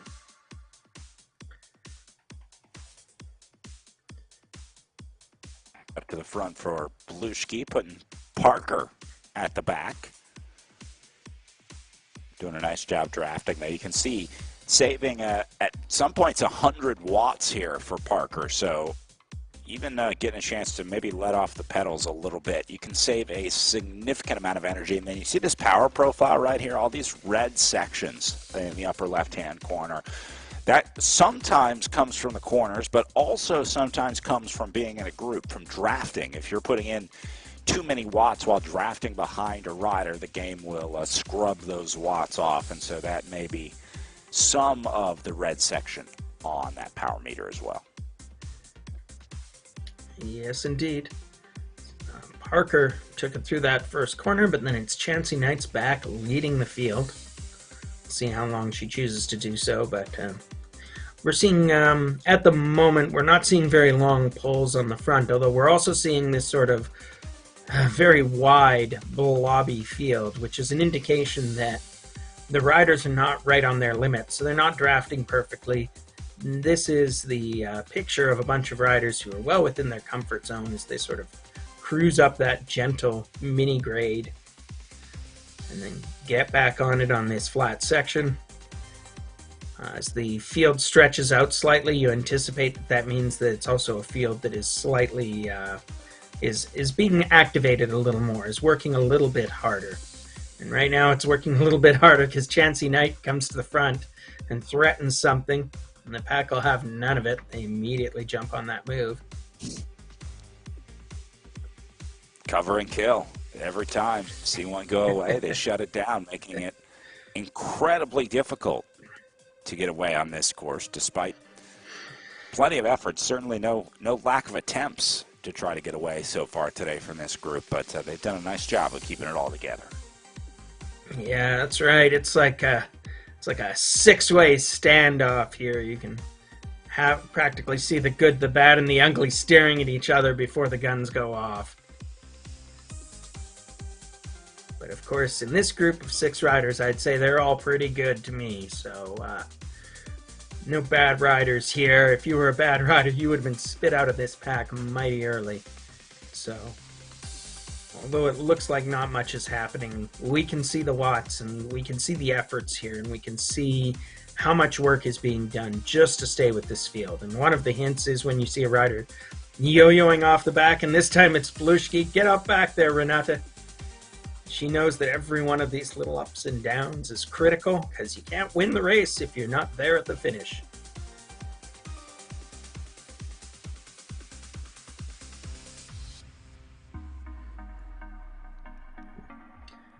17 kilometers in the books.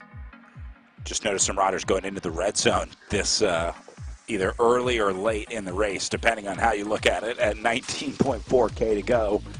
I think you get more and more into the red zone as you go further in, obviously, because you start to become less and less steady, and so each time that gets more and more worrisome. Knight's at it again, hitting it into the corner here. Nice job opening up a little gap. And that's going to force everyone else to chase. So as Knight goes into the red, wait for everyone else behind to go into the red, and there it is. You love to see it. Combativity prize confirmed. Chancey Knight's on the attack again. 10-meter gap, and she's strung out the field behind them, which means that they are working very hard indeed in order to try to bring her back. And right now, they are not making huge inroads. It's sort of still dangling there at the 15-meter mark. Chase is being led by Imlach, taking over from Blushki. Chase is still dangling at 15 meters. This is just awful, and I'm sure that all the riders in the chasing field are just absolutely on their limits. You can see that Parker was going red line, Imlach is going red line. They are chasing this down, and they do make the catch, but boy, there's been some damage, and it's Blushki off the back again. She's out 25 meters, 30 meters behind the field. She's coming back in now as they slow up, but she must be very grateful that that catch was made finally, and that she has a chance to get back in this group before they go for another one. We've now passed the halfway mark as well, so we've completed almost 19 kilometers, and we have just a hair over 18 kilometers remaining in this race. They've been doing a pretty steady 35-kilometer-an-hour pace as best as I can figure, so this whole affair should be wrapped up in somewhere around just over an hour of total racing. So we started at 10:30 local time, or if you prefer, 18:30 Zulu, and we should be finished about 5-10 minutes after the 19:30 mark. In Universal Coordinated Time, the one true time zone. I'm still working off the flashing time on my VCR, so I'm not sure what time zone I'm in. My time zone is dictated by the last time we lost power. I think the real way that you're dating yourself there, Brad Soner, is by having a VCR at all. Well, yeah. I mean, get that hooked up to my tube stereo sound system. It's the peak of high-definition home entertainment. Oh, so do you have a Sherwood, or is it a Macintosh? Many of the great... I got both. Ah, yes, back from the days when the English were making the finest home stereo systems that money could buy. You would say hi-fi with an English accent, and then one day Sony discovered this whole wonderful world, and like some sort of meteorite from above more or less wiped out the entirety of the mainstream English stereo market, leaving only a tiny remnant which survives to this day, and we love them for it. Deborah Parker still on the front of this field. Chancey Knight's right with her. Claire Cameron there. Renata Blushki. It's Imlach and Bowman's rounding out our gang as we watch over this race. 17 kilometers remaining in the women's race around the 1 kilometer and change Canary Wharf circuit. Starting to get down to it, past the halfway mark. You start to figure out who's feeling good. This is where people start to crack in the race as well. Just past the half-hour mark at a really intense effort with a lot of intervals like this, where riders are going into the red zone and then back out and then back in. That's where you really, the normal endurance that you would be used to, being able to say, okay, I can ride an hour at this watt per kilo or 30 minutes at this watt per kilo, whatever that is. That all goes out the window when you have to respond to all these attacks, and all of a sudden you're not in that sort of laboratory setting where you can figure out what your power zones are when you get into these crit courses and you start throwing, like I said, the interval efforts at it, that's when things get really difficult to gauge. Yes, indeed. But as things go up and down, we've got a momentary lull in the action. I'd like to tell you about some folks that are making Cycling BC's iRide program the success that it has been. Cycling BC's iRide program has been a big success thanks to longtime corporate partners like Adara.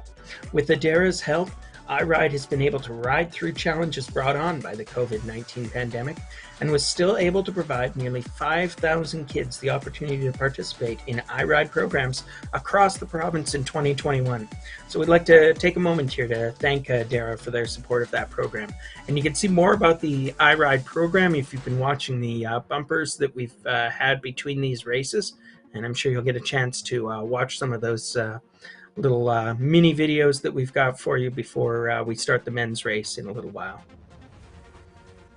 Yeah, those are so cool to see that program starting to grow and expand into more schools. That's really what it's all about. So, yeah, good on them. I'm really I was happy to see that. Yeah, absolutely. And speaking of upcoming races, so once we are finished here with the women's event, you can rejoin us at 12 o'clock Pacific Standard Time or 2000 hours in UTC, or I believe it would be 1500 or 3 p.m. in Brad Soner Standard Time.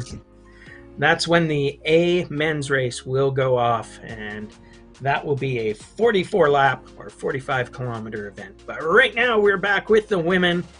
They are still Grupo Compacto with 15.4K to go. Lots of time, everything to play for. Strong group of riders. Let's see what happens next.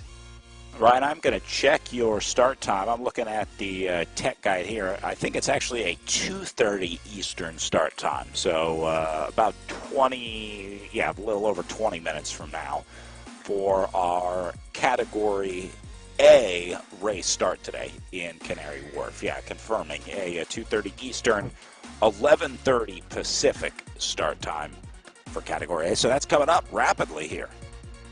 Thank you for the correction, Brad. So we will be seeing the start of the men's race before we see the finish of the women. But Brad and I are, of course, professional commentators, and we will endeavor to bring you all the action from both of the events all of the time, because that's our job. Even as a cycling fan, I think we've gotten pretty good at watching multiple races at once, right? We've all done it. The days where you have a couple different races going, a few different windows open on those glorious weekend after weekend mornings where you can tune in and catch a few different races at once. So it's just like that. It's like, you know, a spring classics day where you got the classics, but maybe some smaller regional races you're watching as well. That's right. It's Deborah Parker activating the race that we're watching right now. She comes to the front. She's putting in a bit of a turn of speed, but the riders are responding quickly. Claire Cameron has decided to show Deborah how it's done. She goes off the front slightly, but just like that, she is brought back into the fold. But the attacks are starting to come pretty quickly now, because guess who's at the front next, Brad? It's Chancey Knights. And just as quickly, she's caught. Everybody's sort of watching and waiting now. It's lots of time. This is not, you know, sort of waiting for the sprint at this point, because there's still 14.2 kilometers to go. That's a plenty of distance for something big to happen. And Knight's not making any friends in this group, that's for sure. I think she may be the most aggressive rider so far today, keeping the average watt per kilo, average tempo high, but sometimes that's all you can do. You just got to try and wear down the competition. So Knight's back at the front here in first spot, the sort of black and purple jersey up there.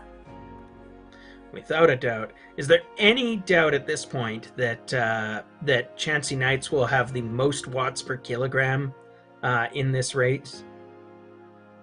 I have a hard time seeing how that's not true. But at the front right now, it's Claire Cameron, but the group is kind of lackadaisical. You see them all spread out over the field. No, wait, correction. Chancey Knight is attacking. This is not a repeat from every other kilometer of this race. It's just what Chancey Knight do. But she is chased down by the haters in the group. In this case, personified by Deborah Parker. Followed quickly by Blushki Bowman, Zimlak, and Cameron. Everybody's back together. We are group welcome back to Cameron on the nose of this group, but not really attacking. Pace is slightly relaxed. When you see 30, or even now we're dipping into the 20 kilometers an hour, they are on the steep section of the course, but nonetheless, that reflects a pack. I guess Claire doesn't like hills because she chose the top of the slope to attack, and intact she has. Not sure about your timing there, Claire Cameron, but Claire has done more time on a bike than I have, without a doubt. Yeah. And so if that's what she wanted to do, it's because she wanted to do it. We take a peek into the pain cave to see exactly what effect this race is having on these riders. And there are Renata and Deborah Parker, our two brave pain cavers, showing their stuff, both real and virtual. Yep. And they have been riding hard. Knights putting in another dig up here at the front. Cameron gonna make her pay for it now. Yeah. And we see the effort. There's we can see Blushki on her trainer standing up as she does a little dig to get back with this group. I mean, you can't judge this race by the fact that it has remained 6 riders altogether. There's been so many attacks, and now here's one by Blushki. I'm guessing she stood up again, but Cameron countering aggressively. And away goes Cameron. Slight gap. She's being chased down, led by Parker and Bowmans. Bowmans gets on the wheel. Parker right there. Chancey Knight's, of course, always present. And it's Blushki and Imlach on the back, now riding with Knights. Actually, we're seeing a slight gap develop here. I don't think that's anything to worry about given the pace of the front field, but I don't know if 3 riders all just decide to go for a drink at the same time, maybe. But Cameron is keeping the pace high and hard. And she's got a gap. Yep.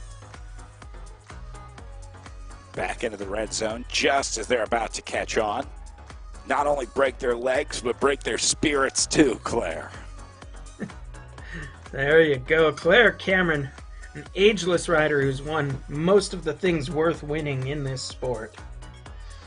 Now she's out for blood once again. But she's going to have to contend with, I believe that is Diane Bowman's countering aggressively just as Claire gets caught. And it looks like Brittany Georgia Imlach is in a bit of danger. She's actually fallen off the pace, so she's got to dig and maybe hope that these riders up front slack off. She is closing the gap, but that's very important because this could be make or break for Brittany Georgia. Yeah. Needs to do it Still right on this straightaway here. She's got this one or maybe one more set of corners and then she needs to get back on. But you can't be hanging off for much longer than that. It's coming back now. Here's Imlach. She's going to get back in. She'll be fine. But, yeah, that's how it starts. This is where the cracks start to form. Imlach going to go over the top of it now. I think that was just a readjustment to get back up to tempo in the group. There we go. So Imlach slides back into the field, led through by Chancey Knights. Knights is countered by Parker, so it's just sort of, there's lots of surging going on with this field now. You're just seeing people pop up at the front and see how the group is feeling. It's keeping the tempo pretty high, though. We're rolling around at 35, 36 kilometers an hour.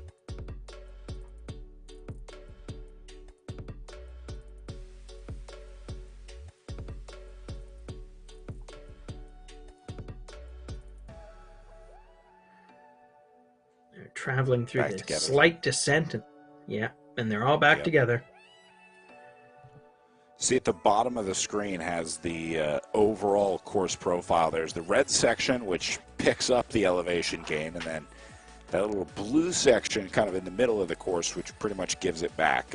Basically everything else is flat. There is a little bit of a uphill overall false flat roller after that blue downhill section. They pick up a little bit of elevation over a long distance, so you really don't feel it that much. It's really just that one red section that you see on the elevation profile at the bottom.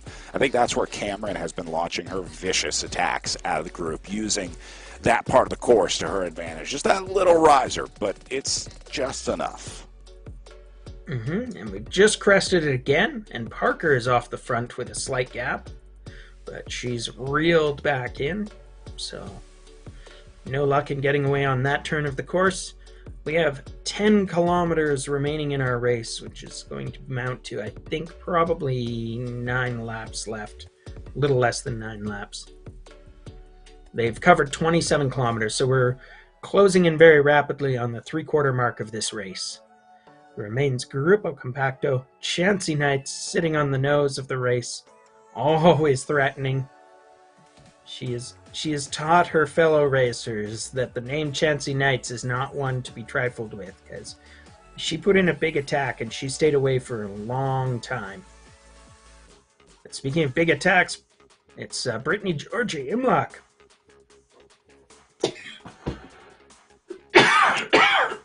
Again.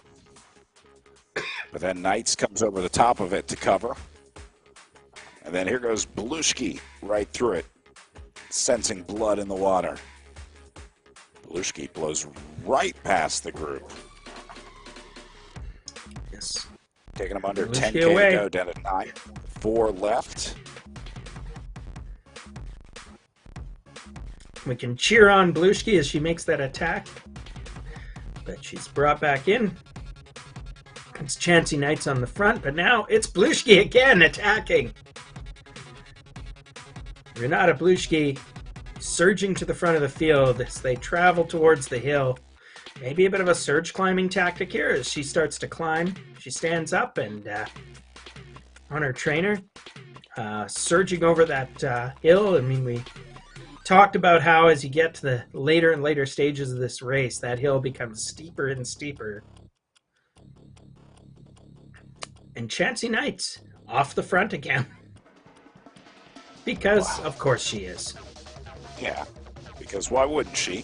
As has been the story for most of watching Chancy Knights race so far today. So, no surprise there. Same story with Claire Cameron, been very aggressive out there. We saw Parker taking some early jumps.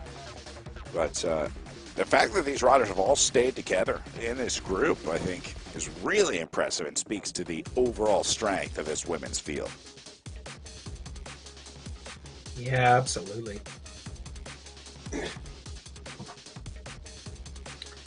we're still Gruppo Compacto. We're now at 8.6 kilometers to go.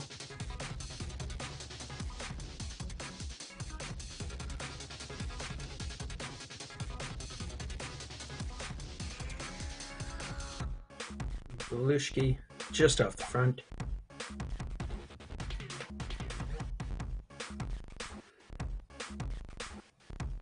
Knights is sitting there.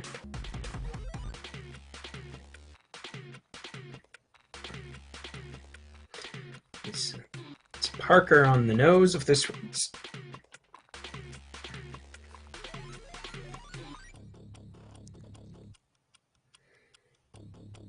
So, Deborah Parker, we're calling that name. Go ahead. Yeah. Oh yeah, Deborah Parker. So Deborah Parker has some pretty good palmares. She's been the BC Masters 40 to 49 champion. That happened in 2019. She was the national champion in that same year and in that same age group. And she qualified for the World Fondo Championships, which is of course the new version of the UCI Masters Road Championships. So that is not a rider that any of these athletes should trifle with, is Deborah Parker.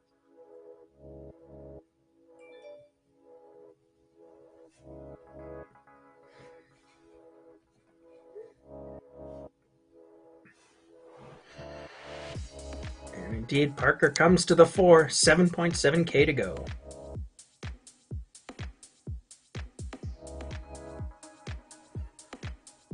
It's interesting to see all the different backgrounds that come into these virtual races, from pure road racing, skinny tire bike racers, to more long distance recreational endurance riders, to riders that wouldn't consider themselves bike racers at all. And a lot of riders we saw get into the virtual racing world specifically for the platform, not migrating from, you know, in real life or traditional bike racing, like we would say.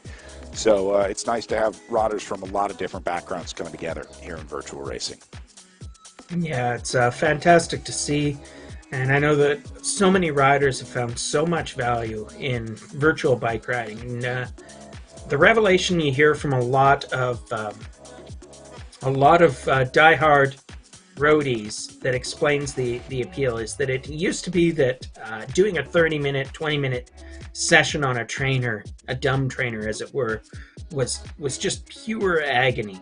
But all of a sudden you add the virtual bike racing experience and it becomes possible for these riders to pretty happily put in a 1-hour effort, which is exactly what we're seeing here today. I mean, these riders are suffering tremendously, but it's not boring anymore, is it? You can see two of our unboard riders there on your screens right now. Once again, it's Deborah Parker and Renata Bluschke, both putting in the digs, hanging on with this group, chasing the wheel of Chancy Knights as it happens, once again. 6.7K to go. Field is steady, but not especially swift. I think we're getting close to the watchful waiting phase of this event, where we may or may not, I think there's sort of a window of a couple more kilometers where an adventurous rider might try to get away from this field. An adventurous rider such as Chancy Knight, for example.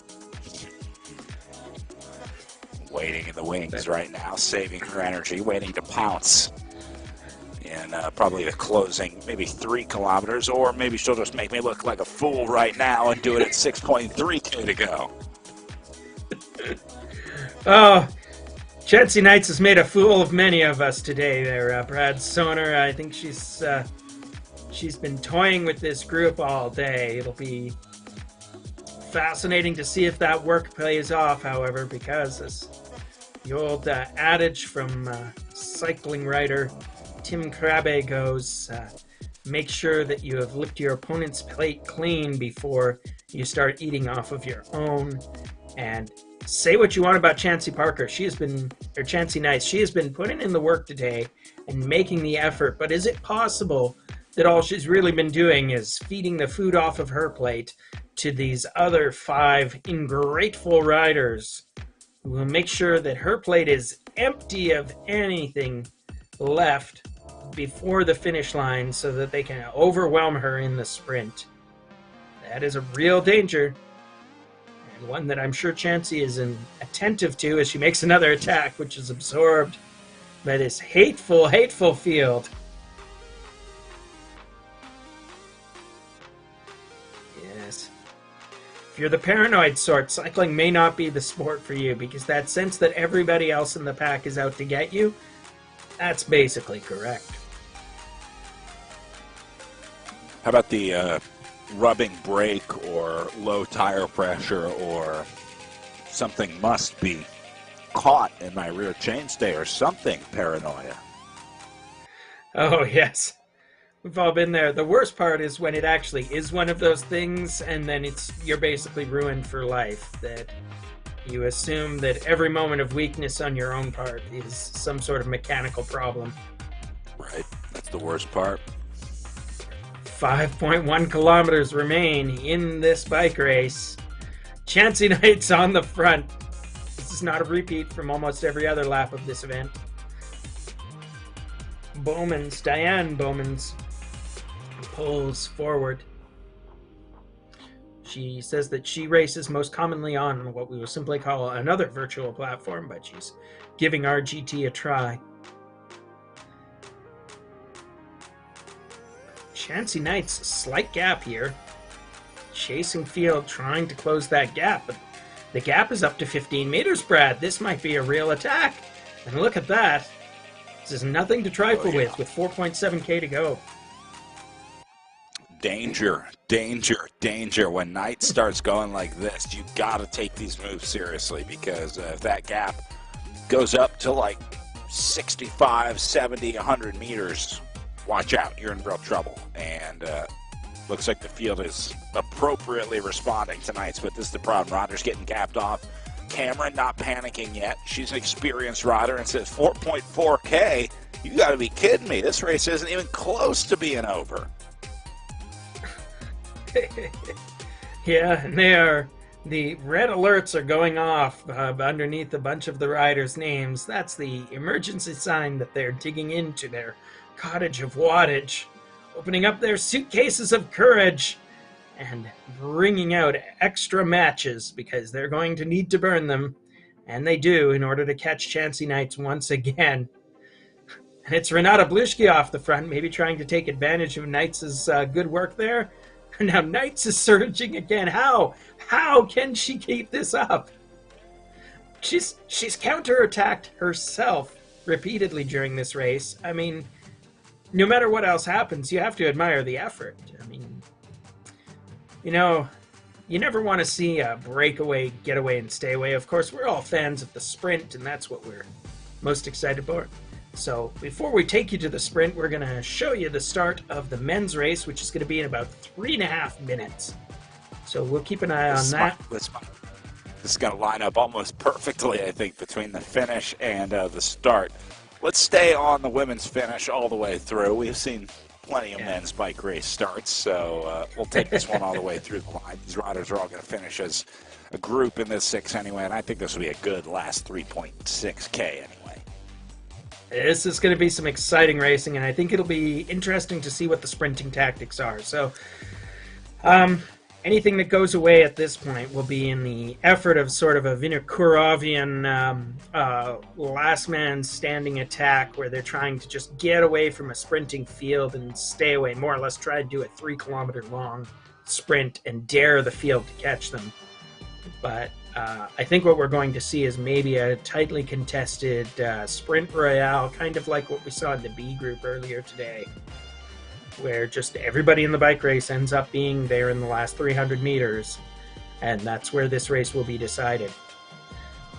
But not everybody is on that page, because right now the field is ramping it up. They're doing 40 kilometers an hour plus as they come up the little slope. Maybe a bit of aggressive surge climbing there as everybody prepares. They're going to have to go up that little ramp a couple more times before this race is done, because it's 2.9K to go, which means I think they have seen 3 laps to go on their last trip around, so they'll see 2 to go in just under a kilometer. So if you're tracking it on the virtual race elevation guide at the bottom of the screen, you can see that the start finish is all the way to the left of the virtual display. So we're just coming up to about the halfway mark on the lap. 2.6K to go. Still Gruppo Compacto, still moving fast and furious.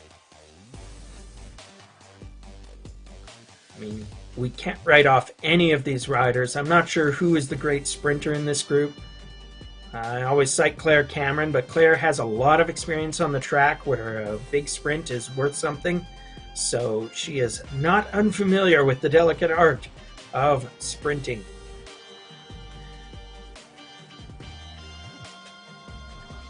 Chancy Knights has been racing like she's desperate for this not to come down to a sprint, so who knows how that will work out. But if you had to take a hint from the number of times that she has tried to break away in this race, I would tend to assume that Chancy does not want a sprint to happen here. Right. It's 2 kilometers to go as we come through the start-finish line.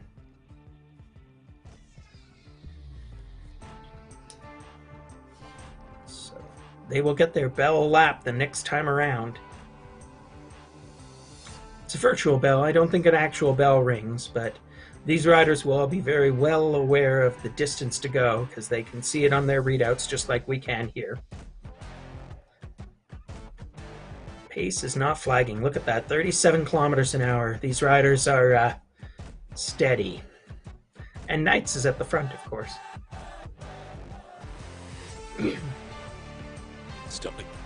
Still together, though.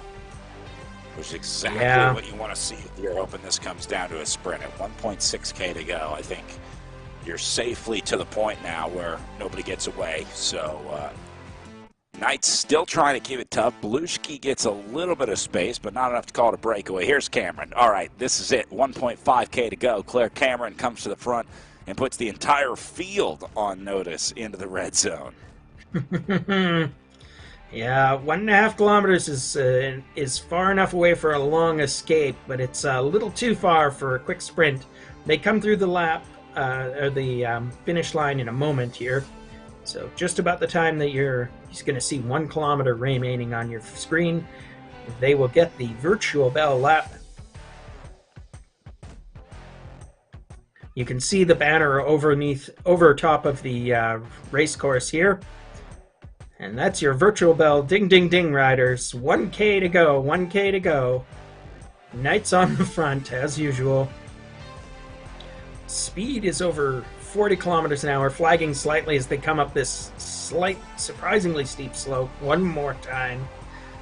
They could all wave goodbye to the, quote, climb on the course now. That's the last they will see of it in this race. There's only 780 meters, and I believe it is 3 more turns to go. 4 turns before the finish line again. Yep. I think as it's structured, the finish line is actually surprisingly close to the 4th corner. Not the way you would arrange it necessarily in real life, but it works just fine in virtual world. Yeah, that means a short sprint out of that last corner. So you want to be in one of the first few positions coming out of that turn number 4 as they go inside 400 meters. Love seeing the pain cave views right now, as this is about as deep as you're going to go in this scenario. Here goes Belushi on the front. Renata Belushi, and you can see her in the pain cave. She is making it happen. 43 kilometers an hour, halfway through her lap. Sorry, all the way through her lap. This is it. Oh no! It's Claire Cameron! Claire Cameron, the assassin of dreams, takes the win, but Belushi, big sprint. Bowman's 3rd, Parker 4th. So good job to Deborah Parker, other pain caver, to make the extended mountain bike podium. And Chancey Knight's heartbreak did all of the work to activate this race and get the hardest earned 5th place you will ever see. And then it's Imlach in 6th place, rounding out our field. What a race. What a sprint we had there at the end. Claire Cameron coming around after Belushi made the early attack. So Belushi held on for 2nd, but it was Claire Cameron who ate off of the plates of every other rider. Look at these wattage numbers. Oh, surprising. Look at how efficient Chancey Knights was, despite how much time she spent off the front. Compared to some of these other riders. Yeah, Claire Cameron at 3.16 average watt per kilo. Not far off from the other riders. Belushi, even Bowman's, Parker, I mean, almost on par with Chancey Knights. But look, though, and see how much her laziness paid off. Claire Cameron did work exactly when it mattered, and she won the bike race. So that's some savvy, guileful bike racing by Claire Cameron. But we thank all the women here in the women's race today for putting on a good show and giving us something to watch. I hope they had as much fun racing as we did watching, and I'm pretty sure that we'll be looking on now at the men's A race, which is already in progress. And there it is. And speaking of familiar names, it looks like it's Matt Osborne on the front of this field. And no surprise there. Patterson taking a look on the front as well. We see Samuel Hogeman up at the front in the Hugh Dog Racing kit. 3 of those jerseys up there.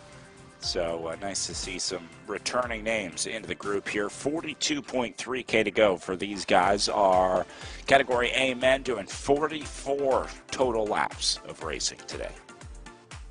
Yes, indeed. Looks like we've got a pretty good field here.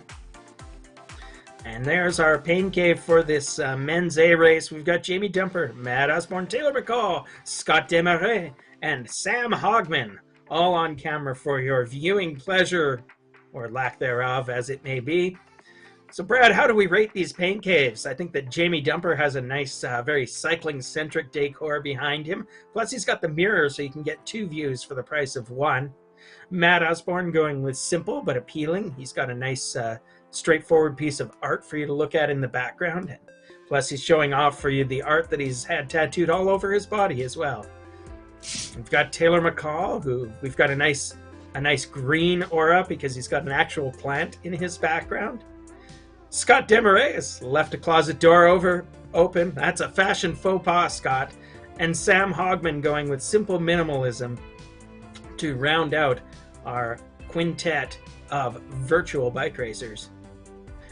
I think I got to give it to the Jamie Dumper fitting studio. You can't beat that. What a setup right there. Yeah, although, you know, I'm a big fan of Taylor McCall's industrial yet effective setup, let's call it. Yes, that's right, because Taylor McCall has brought back the Tupperware container of utility. Yes, why pay for an actual table when you've got Tupperware bins just lying around? Heaven knows I do.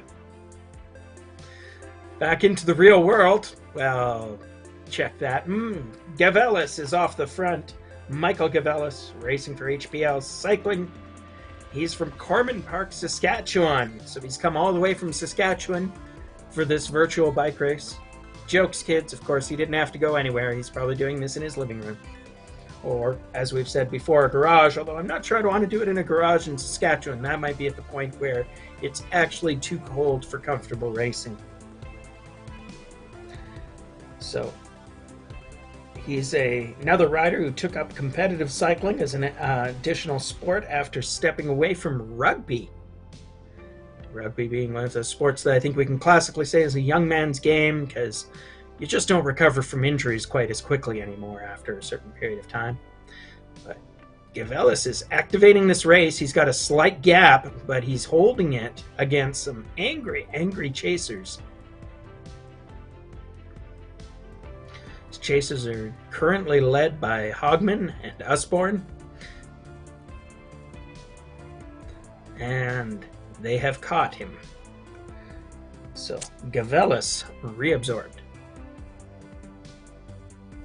Yeah, and again, I think you'll see a few more of those attacks throughout the day. There's just a few second gaps that form off the front. A lot of times you're feeling good and you get out there into a solo move and you're not feeling so good. All of a sudden, once you realize how hard it is to ride solo in that scenario. So we'll see if any more significant moves get away here. Still got 40K of racing to go. A lot of time left. Yeah, and the attacks will be coming hot and heavy, so our virtual stopwatches say that these riders will probably stay well above an average of 40 kilometers an hour on this field, unless something happens that causes them to be very tactically lackadaisical. So we should see this race run for about another hour from right now. Maybe a little less even. At the moment we are Gruppo Compatto, but Karsten Ivani is out to change that as he goes for a brave and bold early attack here, seeing if he can pick up the pace in this group. Maybe get joined by a few friends. He's got one. Guess who it is? It's Michael Gavelis. Well, this is what you need. You got to have a group that goes together, and you got to have a group that's willing to go hard. Gavelis and Ivani clearly interested. Bergen going to get into the group as well. We'll make that 3. They now have a 10-meter gap behind them. Hogman, McCall, Usborne and company going to get up there as well. Just I think we should just stick with I think we should stick with McCool. I like that nickname. So, sorry, Taylor McCall, we don't make the rules. You're McCool to us now. McCool is our former varsity golfer turned rock climber turned cyclist. Gotta love that biography. So, I suppose right now he's treating this like it's a rated 511 climb, and he is trying to hit it for an eagle. Not sure if those sports metaphors make any sense whatsoever, but we'll go with it. We'll go with it. It's probably mostly going to be mad because I used a mountain climbing difficulty rating scale for talking to a guy who's a rock climber. Oh, but, I see. Yeah, big faux pas there. Yeah. Yeah. Well, good news. This is like the bouldering of cycling. You know, Criterium Racing is like, it's not quite the full alpine climbing where you're clipping in and all that stuff, but you know, there's some elevation gain to it. It's just a different type. That's right. Every one of these riders can regard this little crit course as a problem which they hope to solve, and a little bit faster than their opponents. And let's see how they do. But right now it's all Gruppo Compacto.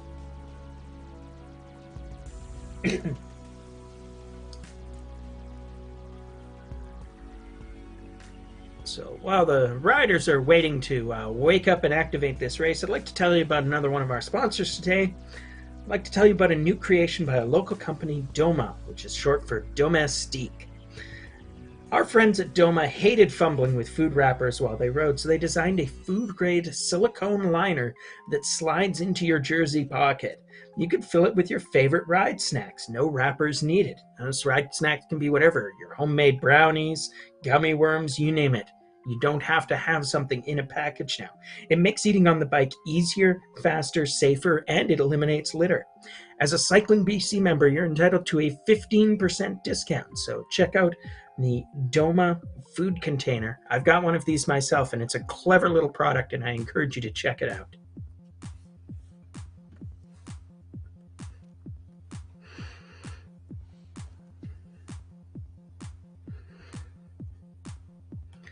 We're just grooving along as we take a peek into the pain cave. A new challenger has appeared. We've got Cole Patterson. And I see Matt Osborne is busily texting, just as he would in a real bike race. Or perhaps he's choosing a new playlist. It's hard to say for sure. Maybe he's texting Karsten Ivani saying, "Get back here." Bro, what you doing? I have to look it up because Matt Osborne gave me the super secret Discord code, but now I have to go check that out on my phone and figure it out. So now I'm just like Matt Osborne. I'm actually poking away at my phone as we do this. Very, very awkward. We'll see if we can pick anything up in there. Sometimes there's not much that you can say in a scenario like this. I'm not sure that you'd be able to get a hold of Ivani here.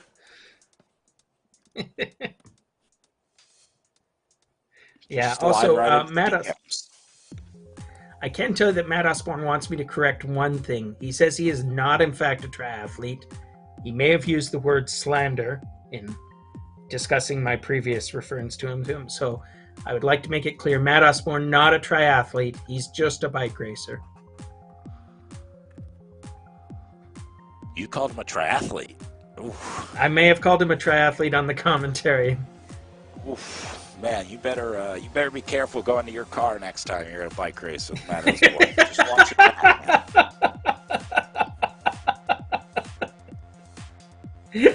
Yeah, it's gonna be a chilly day when I see Matt at the bike racing this year. Make sure we know what time to expect you home. Always tell someone if you're going to be going to a bike race. Tell them ahead of time, okay? A triathlete. Oh, man. Yeah. All right. Well, while Ryan reinforces his windows and doors, I think this is a good time to take a short break here at 35K of racing to go. We'll thank some sponsors and keep an eye on our men's A race out in front right now, all together with 35K left.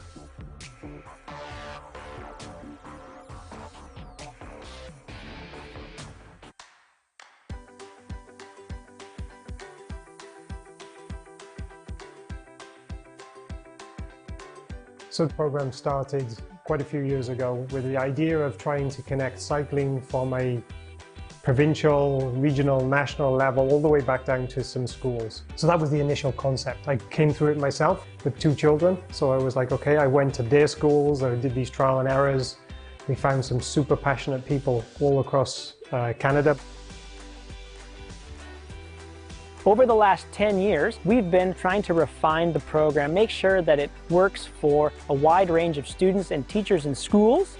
So since 2013, we've been using this current method, and we're happy to share it with other provinces.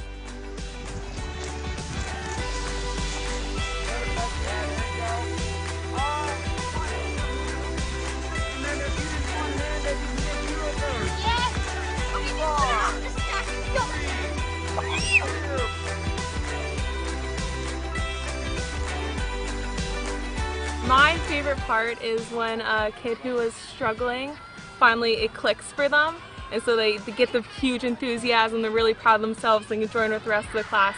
It's really rewarding to see. Squeeze your brakes as hard as you can. You're gonna practice your karate kick.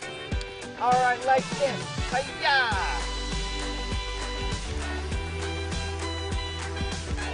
Go, go, go!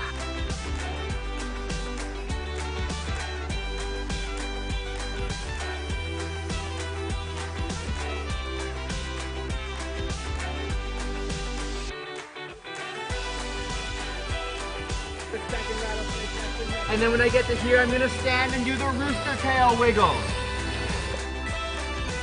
To be honest, it kind of makes me more excited to ride my bike. Get back to that grassroots, like why did we start riding in the first place?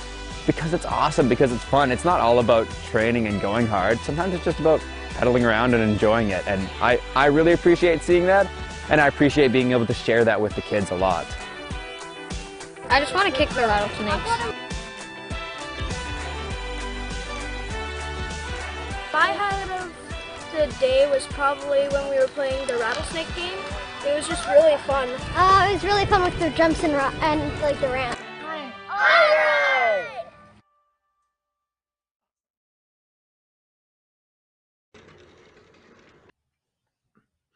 And we're back here watching the Cat Amen on the Canary Wharf circuit.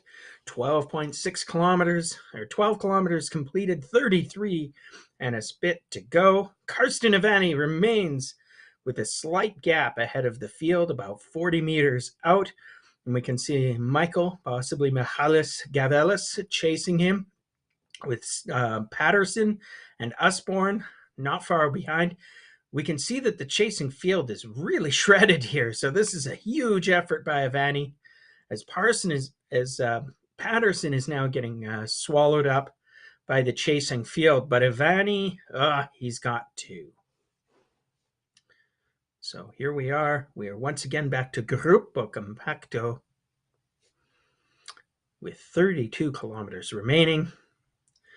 But it's been a pretty fast and a pretty furious race. And look at that, it's Hogman going for the counterattack. Love to see it.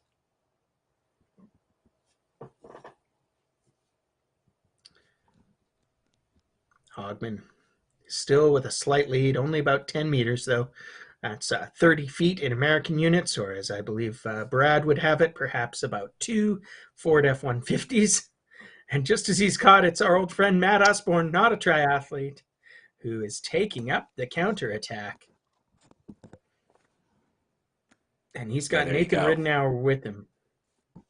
I think they call this overcompensating, is what Usborne is doing right now.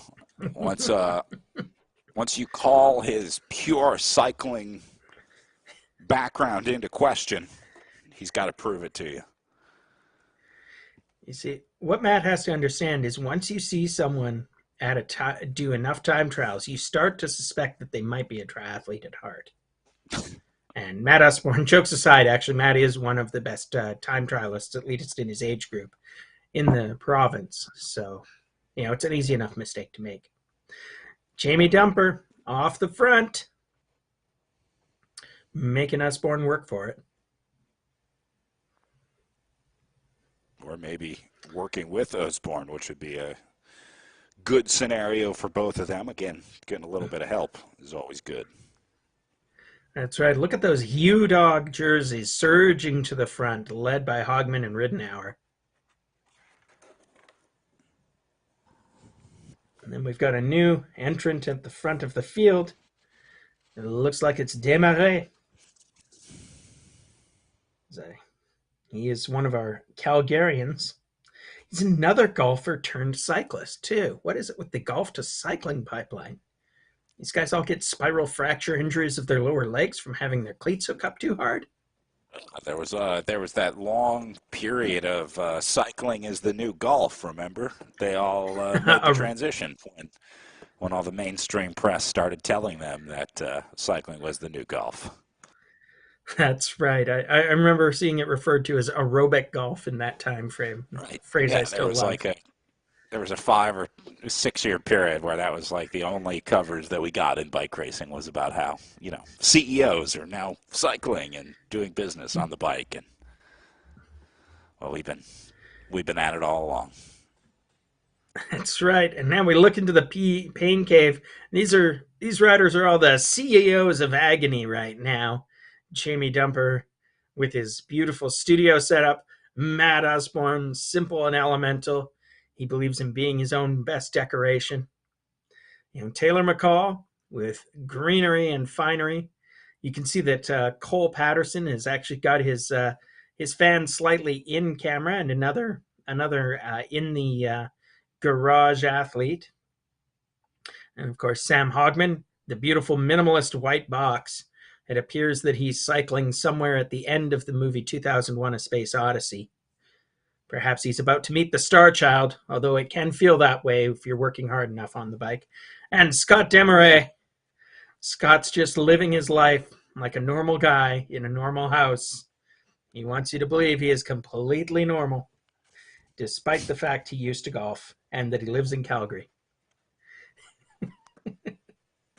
He has a suspicious number of doors in his room, too. This guy's got doors everywhere. Never trust someone with more than 2 doors. That's what my grandpa always told me. Seems fair to me, and as a dyed-in-the-wool Vancouverite, I'm always suspicious of dwelling places that are larger than 1,000 square feet. Seems unnatural at this point in my life. I mean, you've got those extra doors. What are they hiding behind those extra doors, Brad Soner? That's what I want to know. Matt Osborne hiding nothing from his opponents. He's just showing them his contempt with his legs as he attacks the field. Or perhaps that's just a measure of his respect for this field, that he wants to get away and stay away before this comes down to a sprint finish. These riders have been clocking up the laps right quick. I believe Matt has just come through the finish line after what should be 16 laps down, 29 to go, give or take. Math is hard, but I can tell you the exact kilometerage. It's probably not a real world. The distance they have traveled. They've done about 16.3K, and they've got about 29.3 to go. So we're in the realm of being about a third of the way through this race. And it's the Hugh Dogs taking up the fight. They are chasing en bloc. 4 of those front 5 chasers are all wearing the Hugh Dog kit with its tasteful faceted husky. Yeah, we were referring to some of the riders in a previous race as angry yapping dogs, but the Hugh Doggers, they own it. And they are doggedly determined to bring back Matt Osborne. I'm just going to keep making these dog puns until the cows come home. Well, Osborne trying to hold off this pack of wild dogs at the front of the group right now, but not succeeding. He is like the postman right now, and he's about to get, I think, a few nips on his behind. That's right. As Osborne does another dig, though, he must be thinking that this Hugh Dog team really bites. So who's going off the front? So 9 seconds. Maybe it would be the ideal gap. That was a K9 pun. I'm digging deep now. Oh. I tried to pair K and 9. That was good. I admire the attempt, if not the execution. Thanks. Yeah, but you keep worrying that pun like a dog with a bone there, Brad. We'll get this right yet. I haven't even used any leash material yet. Anytime there's a breakaway, I always say they're putting them on a leash or giving them a little run. So I'll save that for the rest of this show. All right. And with a snarl and a bark, Matt Osborne is away again, hot on his heels. Chasing him down is the yappy Nick Ridenour and McCool, Taylor McCall. Both of the Hugh Dogs. Ridenour, he's an ex-collegiate rower turned cyclist. And he wants to give a shout out to Tatiana. So hello, Tatiana, wherever you are. Nicholas Ridenour says hi. But right now what he's doing is he's saying hi to Matt Osborne with his legs. Or more like, I'm going to chase you down and eat you up, Matt Osborne. But Matt is not making it easy. Matt has decided to try to outrun these two yapping dogs on his heels. But McCool has made the catch, and Ridenour, well, I don't know, maybe I called it too soon. I don't think we can call Matt Osborne caught until Matt Osborne is actually caught.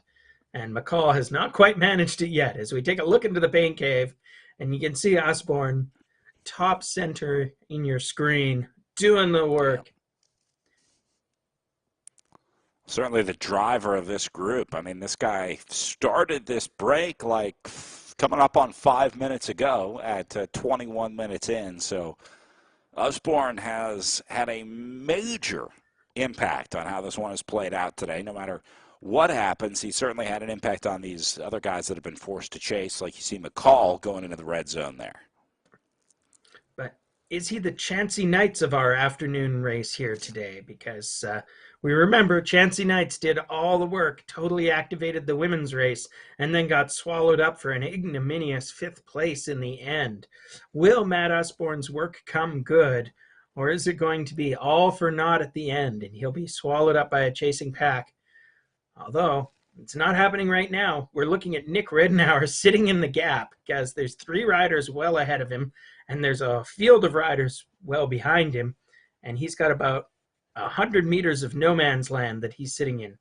We're looking at the chasing group of, I think it's 5 riders here: Gavelis, Hogman, Demaray, Bergen, and Jamie Dumper, some of whom you can see on your screen right now. But it's just, this race is all happening right now.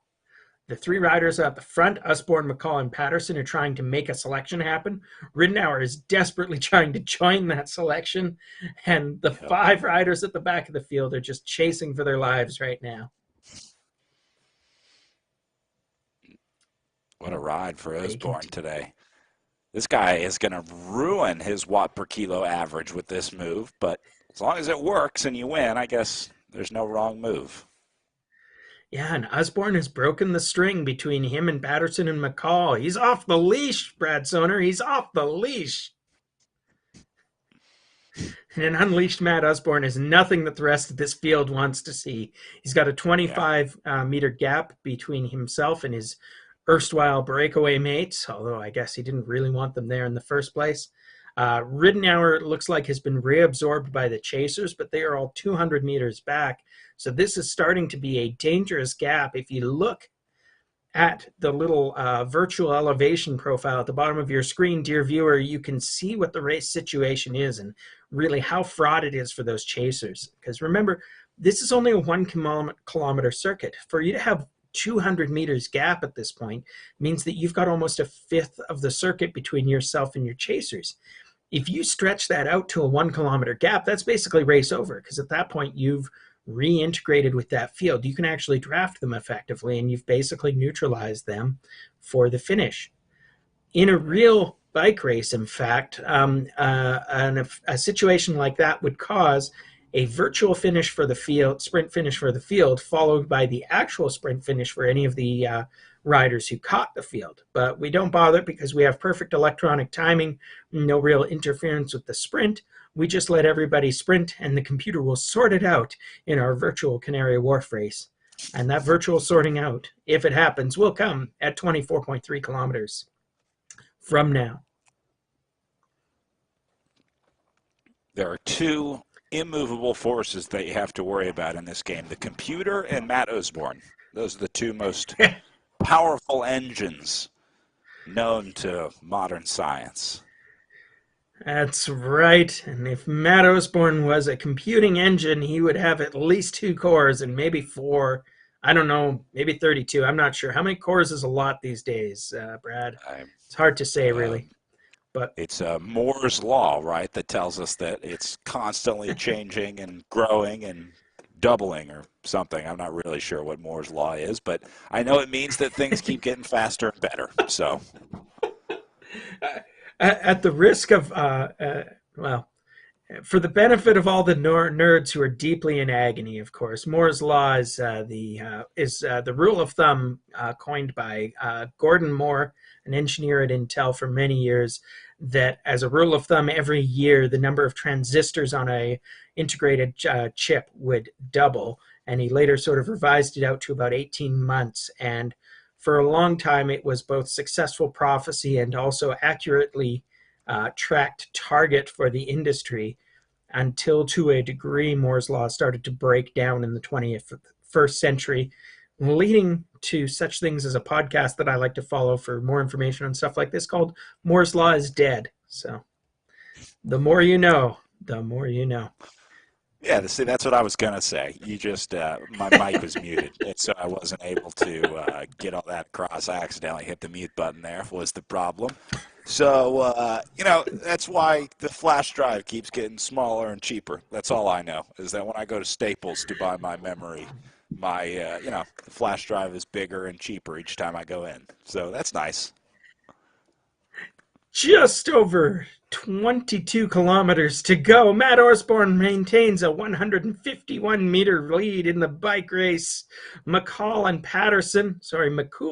Patterson are chasing valiantly.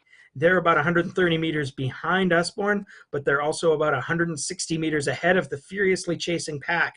And that stretched out field means that things are getting messy, because Osborne is now, almost 300 meters ahead of the field.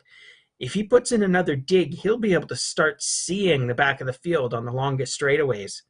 He'll see them turning the corner ahead of him as he comes around the corner behind them. Most important thing is for Patterson and McCool to cooperate, work together, make sure that the two teammates will definitely work together, but just make sure you're not going too hard for the other and make sure you're taking turns, and they can do this. They can bring Osborne back. They've got plenty of time. 22K is absolutely enough time for 2 riders to bring back 1. So they should be able to do this on paper. It's just a matter of executing now. Yeah, and that will define the podium if they can manage that, because I think if they can hang with Osborne, which, for better or for worse, was something they were doing for a moment until Osborne decided to break the leash on them and run away and hide. I mean, at this point, McCool and Patterson must be considering putting up lost dog posters for Matt Osborne. Yeah, on the whole, they would probably rather that he was safely in their care and brought to heel. And we can see Cole Patterson and the effort he's putting in as he tries to chase him down. And there's Taylor McCool, as we say, him of the sweet, sweet Tupperware shelf and the sweet, sweet plant life in the background. The only sign of nature anywhere in this unnatural competition, completely virtualized, hosted out of British Columbia, taking place in virtual London, commentated on by commentators from across the continent, competed by riders from America, Canada, and even Saskatchewan. It's everything to play for here. 200-meter lead by Matt Osborne. Patterson and McCool not really putting a dent in that lead. They've got to keep working, and they've got to work hard to make those numbers go down, because meanwhile the pack is starting to chase. It's only 120 meters gap between the U-Dogs and the chasing field. And strangely, the chasing field right now seems to be led by the U-Dogs, because it's showing us Ridenour and Bergen as the 2 lead riders in that chasing field, which, guys, really? I'm not here to tell anybody how teams' tactics work, but Perhaps not Well, I that guess way is what I'm saying. they're just going to try and do a full-on Hugh Dog train up on the front. Just get everyone up there to try to contribute to the chase here. Maybe saying 4 is better than 2. So I wonder if Hugh Dog is maybe trying to line their horses up here to bring back Matt Usborne. It's possible, though, as I say that, Give Ellis and the rest of them, we cut now to the pain cave, that being the most relevant thing. And you can see Usborne is just doing what he do. And we've got McCall and Patterson there on the top row, now center and right. Those are our 2 chasers for the Hugh Dog Racing team. We can see Sam Hogman, who's wearing his in real life Hugh Dog jersey, nicely done. And him, Demaray, and Jamie Dumper are all part of the peloton right now. So they are just chasing for their lives. If they don't get up on it and catch up to McCall and Patterson pretty soon, they are going to be fighting for minor placings and no podium for you. Yep. And it's Usborne still in the lead. And now it's looking more like Usborne has 250 meters on his chasers. And his chasers, I think, have, 390 meters on the field? Yeah. Math is hard, and I don't always read these interfaces right, but I think... No, okay, so Damon, our longtime producer, Damon Bates, is giving us the news, which is McCall and Patterson are 100 meters ahead of the chasers, and Usborne is 300 meters ahead of them. So Usborne is now verging on 400 meters gap to the field, and 300 meters gap to the 2 Hugh Dogs. So this is starting to look pretty scary, even though there's still 19 kilometers to go for anybody who is not named Matt Usborne.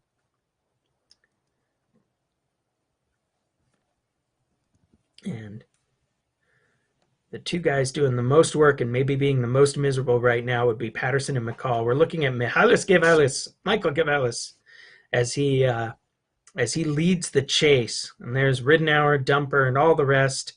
And Givelis has actually got a slight gap off the front, whether he means to or not. Not quite sure. I think he probably will want some help to close this gap at this point. Still, as I say, early days, 19 kilometers to go, but this lead that Matt Usborne has is dangerous. If this group flags at all, Matt Usborne is going to start drafting into them. Yeah, great point. Once you go a lap up, it's over. That's it. It is. I don't see that. With 20K to go and with the strength that Usborne has shown, any rider that he catches in a lapping situation is, well, they're not competing for first place anymore. Let's just say that. So Matt's gap is now 400 meters over the chasing field and 330 meters over Patterson and McCool, who we're looking at right now, the 2 Hugh Dogs in no man's land. But the bad news for these 2 Hugh Dogs is the field is a lot closer to them than they are to Usborne. The gaps right now are 60 meters and dropping to the field versus 330 meters and slowly climbing to Usborne. So Matt Usborne, despite not being a triathlete, has decided to turn this criterium race into a time trial of sorts. And it's a time trial where he's daring the entire rest of the field to come at him, and it is now an open question whether they are up to that challenge. 18 kilometers remaining in the race as we watch Patterson and McCool of the Hugh Dogs come across the line. And now we can see their teammate Nick Ridenour leading the charge to reabsorb them into the field. So once again, well, actually, to Ridenour's credit, he has got a gap on the field. So he's basically trying to join his teammates up the road without bringing the pack with him. And he's semi-successful at that. He's definitely broken the leash, but Jamie Dumper might be coming across regardless. But they're sort of coming in ones and bits now. And I wonder if there'll be some communication among the Hugh Dogs, perhaps in their secret Discord or whatever, where Ridenour is telling Patterson and McCool to wait for him for a moment, so that the 3 of them can ride against Usborne. Yeah. We'll see how this works out. Ridenour is still putting in the work.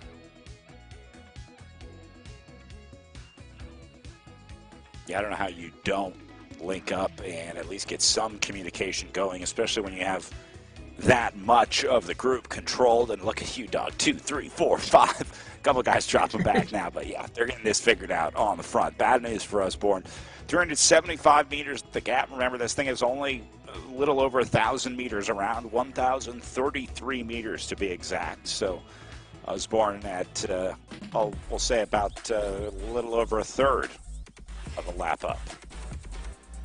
That's right. And as we expressed before, in American units, that's 5 furlongs, or I've forgotten the number already, but Brad has it in F-150 trucks for us. He'll probably be looking that up now. Doesn't matter, whatever it is, it's an awful long distance to be trying to close at this point. And right now, it's almost 500 meters between Osborne and the nearest chasers, which are the group U-Dog. And then the field is sitting behind them by another 80 or so meters. So that is such an awkward gap that they've been sitting at this sort of 80 meters for this group of, I think it's 5 more riders for so many kilometers of this race. I mean, we were talking about this composition of the field when there was 20 kilometers to go in this race, and now there's 16 and a half. And we can see deep into the pain cave once again. There's Matt Osborne. He's sitting in the catbird seat, which is a good thing because he's being chased by a pack of rabid dogs. But he is trying to fly away from his pursuers. And right now, it looks like those pursuers that their bark has been worse than their bite. But they will try and change that. Flip the script, as it were. But right now, the number to keep an eye on is it's 400 meters between Osborne and his near chasers, Ridenour, Patterson, and McCool. And then it's another 90 meters behind that. But one of the dangers that I think exists for Patterson, Ridenour, and McCall is that if Osborne catches up to the pack, then that will be a tremendous energizer for Osborne. It will be possible then for him to sit in with the pack, take a rest, and more importantly, that'll be a whole group of riders that he's effectively eliminated from the top 3, or from racing for the win, because Osborne will be the only one that has lapped them.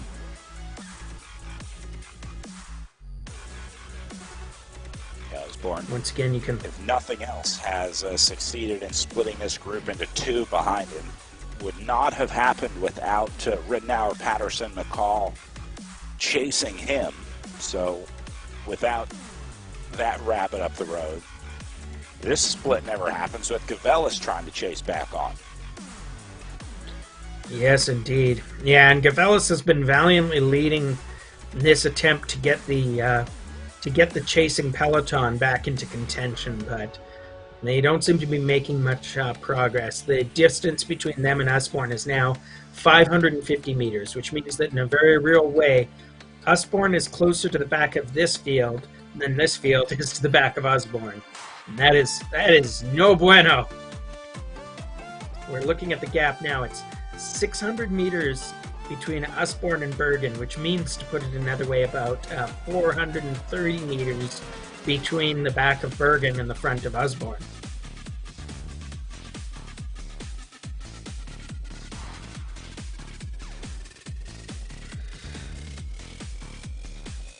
So while we're watching Matt Osborne continue to tick out the laps, and we see the Patterson, McCall, and the Hogman group, or Patterson, McCall, and Ridenour group sitting in no man's land, I'd like to introduce you to one more sponsor here.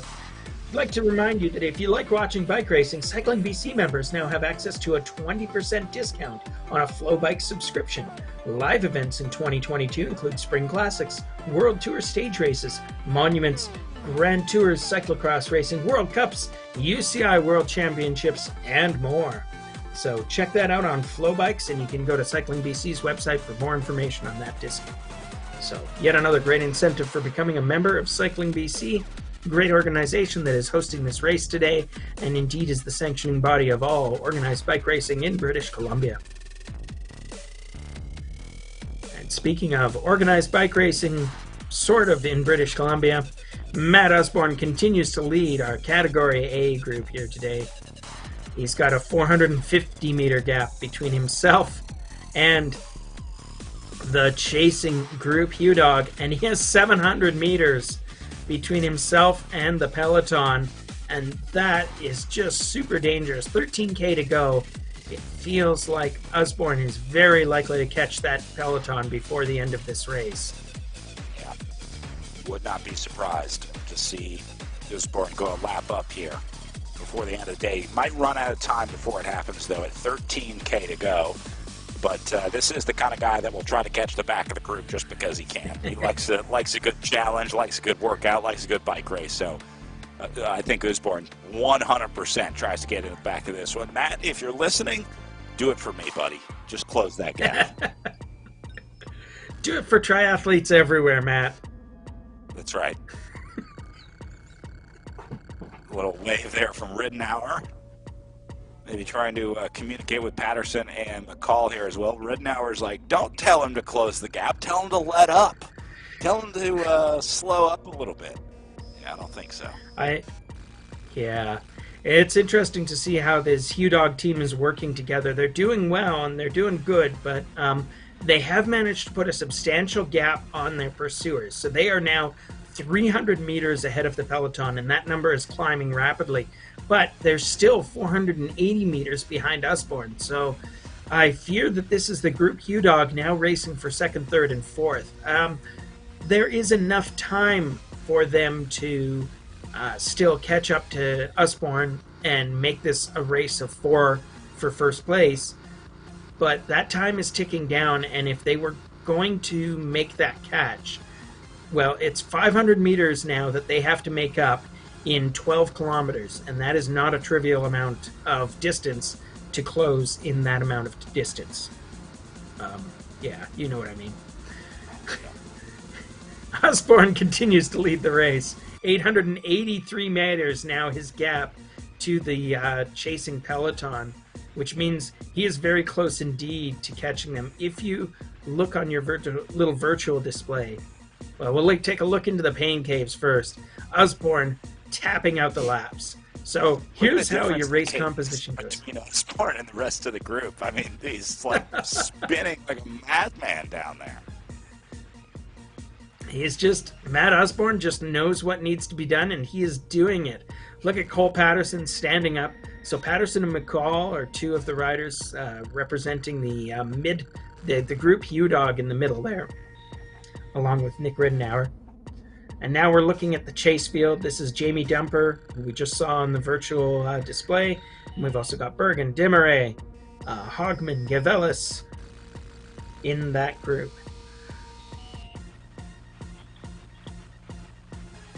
And so this is a group of 5. They are now, Usborne now is 970 meters ahead of them, which I believe means, you can just see him on our display now. His name has popped up. So in the distance on these straightaways, we are now seeing Matt Usborne, and it's not really in the distance anymore.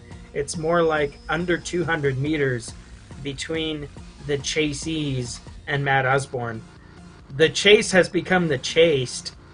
It's like a dog chasing his tail, Brad Soner, and Matt Usborne is the teeth, and Jamie Dumper representing the tail, and they are caught. Matt Usborne has caught the main field, and he is not even stopping. He's just continuing to go, so we'll see if he brings them with him. Now Usborne is just trying to embarrass the Hugh Dog team here. If he makes this catch, then we'll know this guy's really out for it. So he is now going to lap up on this group, which is actually the race for 5th place on down. He still has to go up and get Patterson, Riddenauer, and McCall in 2nd, 3rd, and 4th place. They're still ahead of Usborne here, so he's gone into the 2nd group on the road, which now includes 1st place and then 5th through 9th as well. Yes, indeed, and it'll be interesting to see if Usborne can get any work out of this group. I suppose that the incentive here is this group does indeed want Usborne, now that he's with them, to catch the group Hugh Dog, because if he does that, then all of those riders are, well, not neutralized, but they're now on even terms. So you may be racing for 2nd, but if you're any of the riders who is currently riding in Usborne's wake right now, your chances of getting second place are to hold on to Usborne's wheel, as it seems, and ride it around until he catches the Group U dog. But they're not even helping at this point. I've got to admit to some confusion here, because I don't know if there's any specific rules in this competition about working with a lapping rider. In an on-the-road bike race, the rules would be fairly straightforward, that you would be allowed to draft a rider who laps you, but you wouldn't necessarily be allowed to work with that rider to continue the attack. So Matt would be expected to basically ride to the front of this group and do the attack on his own. But in this case, there are no rules. But it doesn't also matter, because Usborne isn't looking for any help at all. He has not only lapped this group of riders, he has ridden right through them and gotten away again. Well, almost. I say that, and then Jamie Dumper, apparently desperate for a little more camera time, gets up there on terms. So this group is technically still in contact with Usborne, but well, look, this group is looking at this as a one-way ticket to chase down Ridenour, Patterson, and McCall, because now Usborne is going to work with these guys, willingly or unwillingly. They can sit on, and if Usborne goes across, he's going to tow all these guys up to second, third, and fourth place. So those riders right now are looking at this as a first-class ticket to chase down a podium position. Oh yes, absolutely. All right, so if they can just hold with Usborne, this means that they're back in contention. I'm not sure that the Group U dog is quite that excited about this idea. So Group U dog continues to tap out the laps. They're now looking at this as they are 600 meters behind Usborne, and they are 400 meters ahead of the chase. 8.7 kilometers remain in their race. And so for them, this is basically the competition for second, but it's a pretty hot and heavy competition. And you can see Usborne already is starting to gap the chasers. So, you know, all of this theory about catching the Group U dog and putting this race to bed in one way or another for Usborne is all well and good, but it doesn't mean much if he can't hold his wheel and stay with him as he catches the Group U dog. And that's the situation we are in. 600 meters remaining.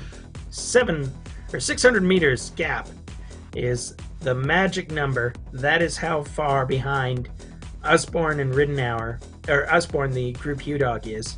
So to put it another way, they are now 400 meters ahead of Usborne. And as you said, just as a point of principle, if Usborne catches that group, then it will basically mean he's locked in his victory here. Right. These three are the only three on the road that can even come close to denying Usborne that moment. But they're going to have to start making that number come down, and come down quickly. Right now, it is not going in the right direction for the Group U dog, because it is still at 630 meters and flirting with going higher, whereas they needed to go down to 0.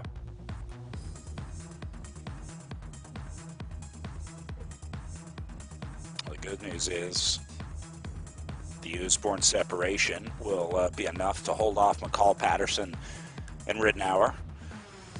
It's also tougher for those riders to hold on to Usborne, talking about the group racing for 5th place on down, as a lapped rider, because the game does lower the drafting coefficient when you're talking about an interaction between riders on different laps. There's still a little bit of drafting, but not as much as if you're on the same lap. So that's one way that the game internally deals with.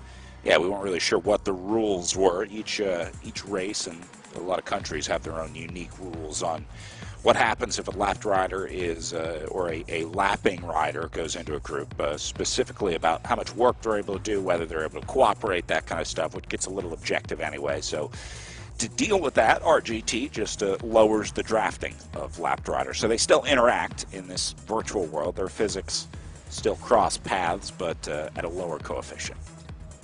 So that's interesting. Maybe it means we need to forgive those riders a little bit for not being able to hold Matt's draft, since they weren't getting as much draft as they usually would. Yeah. So as we watch Matt Osborne continue his tour de force here on Canary Wharf, I'd like to introduce you to another one of our sponsors for today's races. Based in Golden, BC, Mountain Lab knows that good gear can make or break your adventure. Mountain Lab's flashlights are powerful, ultra compact, and perfect for all your nighttime cycling adventures from 800 to 1800 lumens. Cycling members get 40% off Mountain Lab flashlights, so check out that deal. Perhaps Mountain Lab is providing the lighting tonight as we go deep into the darkness, the virtual darkness, and Matt Osborne is taking all of his opponents into the actual darkness of their own individual pain caves as he continues to subject them to the painful light of his legs. 600-meter gap between himself and the group U-Dog, which is to say that he is only about 400, really 370 meters, if my math is right, from catching group U-Dog. There's also only 5.8 kilometers left in this race, so the result is all but a foregone conclusion for the win. The real question is whether or not Osborne's going to catch the group U-Dog, and whether or not I don't think it's in doubt, the group U-Dog is going to stay away, or at least is very likely to stay away from the chasing pack, because they still have 600 meters gap to them. In fact, if that gap is accurate, it means there's a fair chance that group U-Dog will also catch the peloton before the end of this event. So Gavelis and company are likely riding for 5th place at this point. Yep. But Yeah, there is certainly the matter of honor.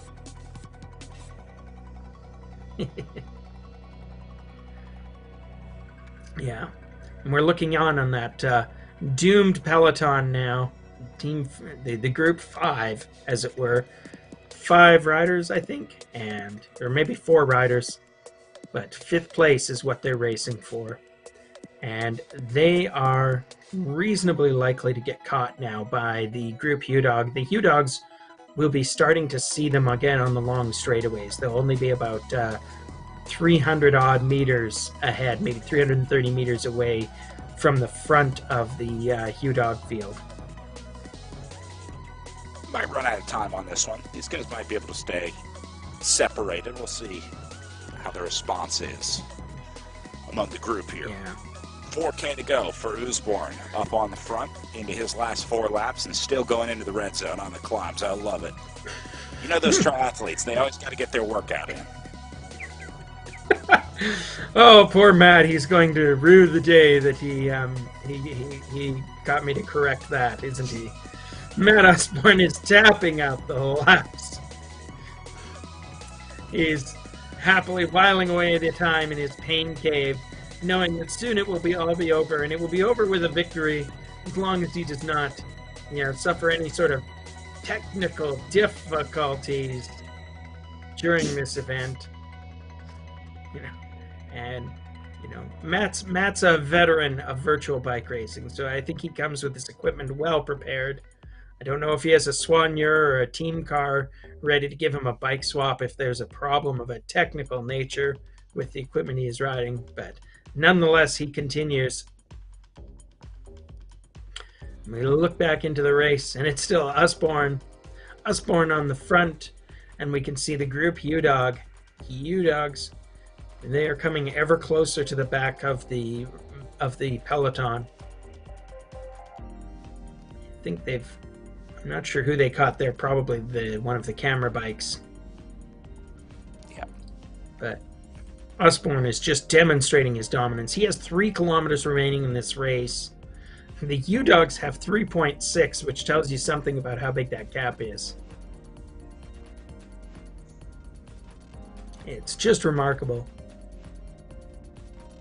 This has been just a demonstration of Osborne's pure strength. And to get away and stay away on a dead flat course like this. I mean, there's no hills, there's no place to activate a breakaway or anything like that. Matt just rode away from this field.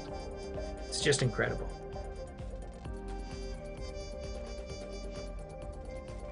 Yeah, there's really not more to it other than good old-fashioned wattage production. There is no secret in virtual racing once you get into a solo scenario like Usborne is in, I mean, there is no way around it. You just got to be stronger than everyone else in these scenarios. Yeah, I think there's many a rider who has that tremendous time trial-esque engine that Matt is demonstrating for us right now. But the second challenge is being the guy who can burn the matches in just the right way to get clear of the field. And we saw that today where Matt sort of, took off, had a small group with him, and then just dropped that group as he, when he needed to and when he wanted to. So just some remarkable racing there by Usborne from beginning to end. And now we're watching, this is the peloton, or we can call it the group Gavelis, if you will. They continue, they're 3.3 kilometers from their finish, and they've already been caught by Usborne. They are in real danger of being caught by the group Hugh Dog, although I'm not even sure it's meaningful at this point. The time gaps between the three groups mean that the group dynamics are kind of locked in. The Hugh Dogs are going to take second, third, and fourth. It's just a matter of how. And then the peloton is going to be racing for fifth. It's just a matter of how. And Matt Usborne will be your winner once he has finished his distance here. So the entertainment for us at the moment, aside from waiting for the sprint, is going to be seeing whether or not the Hugh Dog group ends up catching the peloton. And for that matter, there's a slight chance, well, no, he's run out of time now. I was wondering if Matt was going to double lap the field, but not quite. He's got 1 kilometer to go, which means he's just coming under the finish banner now. So that will be his bell lap. You can imagine the virtual bell ringing for Matt Usborne. This last kilometer of the race will be a victory parade for him. And I'm sure he's savoring it, but he's not letting up on the power. He's still putting out over 400 watts. Incredible engine there. Usborne can switch over to the champagne bottle now at 700 meters to go. Last couple turns for him. Going to be just over an hour in the saddle on stop 2 of the virtual BC Cup. Real race is going to be behind him.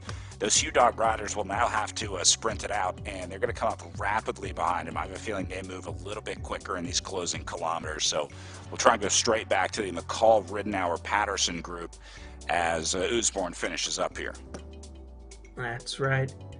Yeah, it's going to be a victory parade for Usborne, but we'll have a full 700 meters from the time he hits the finish line till when. So this is the group Hugh Dog starting their final lap just now. So we will have plenty of time to review their sprint. It'll be interesting to see how those three teammates engage each other because, of course, there's no danger of them being caught from behind. It's just the chasing field is way too far away. So the real question is, as we watch Matt Usborne finish and win, good job, Matt. And now I think we'll be looking at the group Hugh Dog for their sprint finish. Second and third still on the line out of this group. Ridenour takes an early lead. Coming in at 500 meters to go. McCall and Patterson still there. Nobody into the red zone yet. They're going to have to sprint this out at some point. Surely, right? It's got to be, and it looks like they're going pretty hard. 400 meters to go. We can see them in their pain caves. We can at least see McCall and Patterson here. Ridenour remains an enigma for us, but he's riding hard. 200 meters to go. Surely this will be the point at which they all light it up. Maybe right after they come through this corner. Ridenour firing on all cylinders. McCall right there. Patterson with. McCall goes away. Patterson away. Ridenour left for dead. And it's McCall at the line. Oh, it's Patterson at the line. I missed the call. So Patterson, McCall, Ridenour takes fourth. And we still have the group Gavelis coming in for the fifth place sprint. They are 750 meters from the finish, so this is their final lap. Let's see how these four riders come to the line. Desmarais content to lead it out with 600 to go. Oh, beautiful sprinting from Gavelis. That's how you do it. Right out of the corner right there. You saw how Before the character was even straightened out, Gavelis was into the red zone. That's how you come out of a corner. He wasn't red going into it. Couldn't have timed it any better. Might have gone a little early, though. That's the concern here. Dumper will go across. Hogman going to try to go across as well. Gavelis has one more corner. If he can time this one perfect and keep the gap into the corner, he's got a shot. He's got to hold Hogman off, because if Hogman gets into that draft, he'll be able to get up there and close it down. Gavelis doesn't let off the gas at all into the corner. Desmarais will get right into the slipstream, and that's it. That's what he had to avoid, was Desmarais being able to get in there. And then it'll be Hogman through the line out of that last corner. Yeah, I think, I mean, it's easy to say it in hindsight, but Gavelis just went way too early there. I mean, he was engaged to sprint at about 600 meters to go. And kids, if you're watching this at home, just remember, nobody has ever really won a, sort of an even up, no sprint train sprint from further out than about 400 meters, unless you have, true dominance over your field. Unless you're Matt Usborne, then you just want to sit in. But if you're anybody else, then, well, you're not going to be winning by a minute with a 4.75 average watt per kilo. This guy is a machine. Week after week, Usborne, incredibly impressive riding as he does it in just over an hour. Hour 2:44 for your race winner, Matt Usborne. Great riding from the three Hugh Dog riders as well. Patterson, McCall, and Ridenour had a great day out there, riding as a group, riding as a unit. They weren't able to bring back Usborne, but a good show of teamwork from those guys. We'll give Cole Patterson the Efficiency Award for doing the least amount of work and yet still taking second place. Usborne was full value, doing 4.75 watts per kilogram. It tells you just how dominant he was in this race. It's almost like we need a different power category for Matt versus the rest of this field today. Well, as we wrap up week 2 of the virtual BC Cup, getting ready for week 3, coming up March 6th, I believe, our next start date. Same time, we're going to be doing the Vancouver to Squamish route on the 6th of March. This will be a fun one, kind of running along the coast through Sandy Cove, up into White Cliff, with plenty of ups and downs along this, but not too much. So this will be good with the sort of coastal route here. I think this is the first route that we've done in the 2 years that we've been doing the virtual BC Cup where I can say I have actually ridden this entire route. So I'm very excited to see this one. Many riders beautiful. Locally are, of course, super familiar with this as the Sea to Sky route.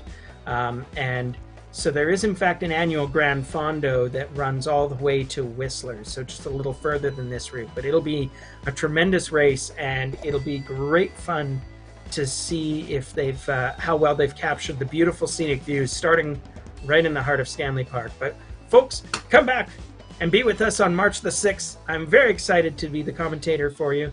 I'm very glad to be working here with Brad Soner, and behind the scenes we've got Damon Bates as our producer, our music, our editor, and our everything elser. And from all of us folks, I'd like to thank you very much for being with us today, and we will see you on March the 6th.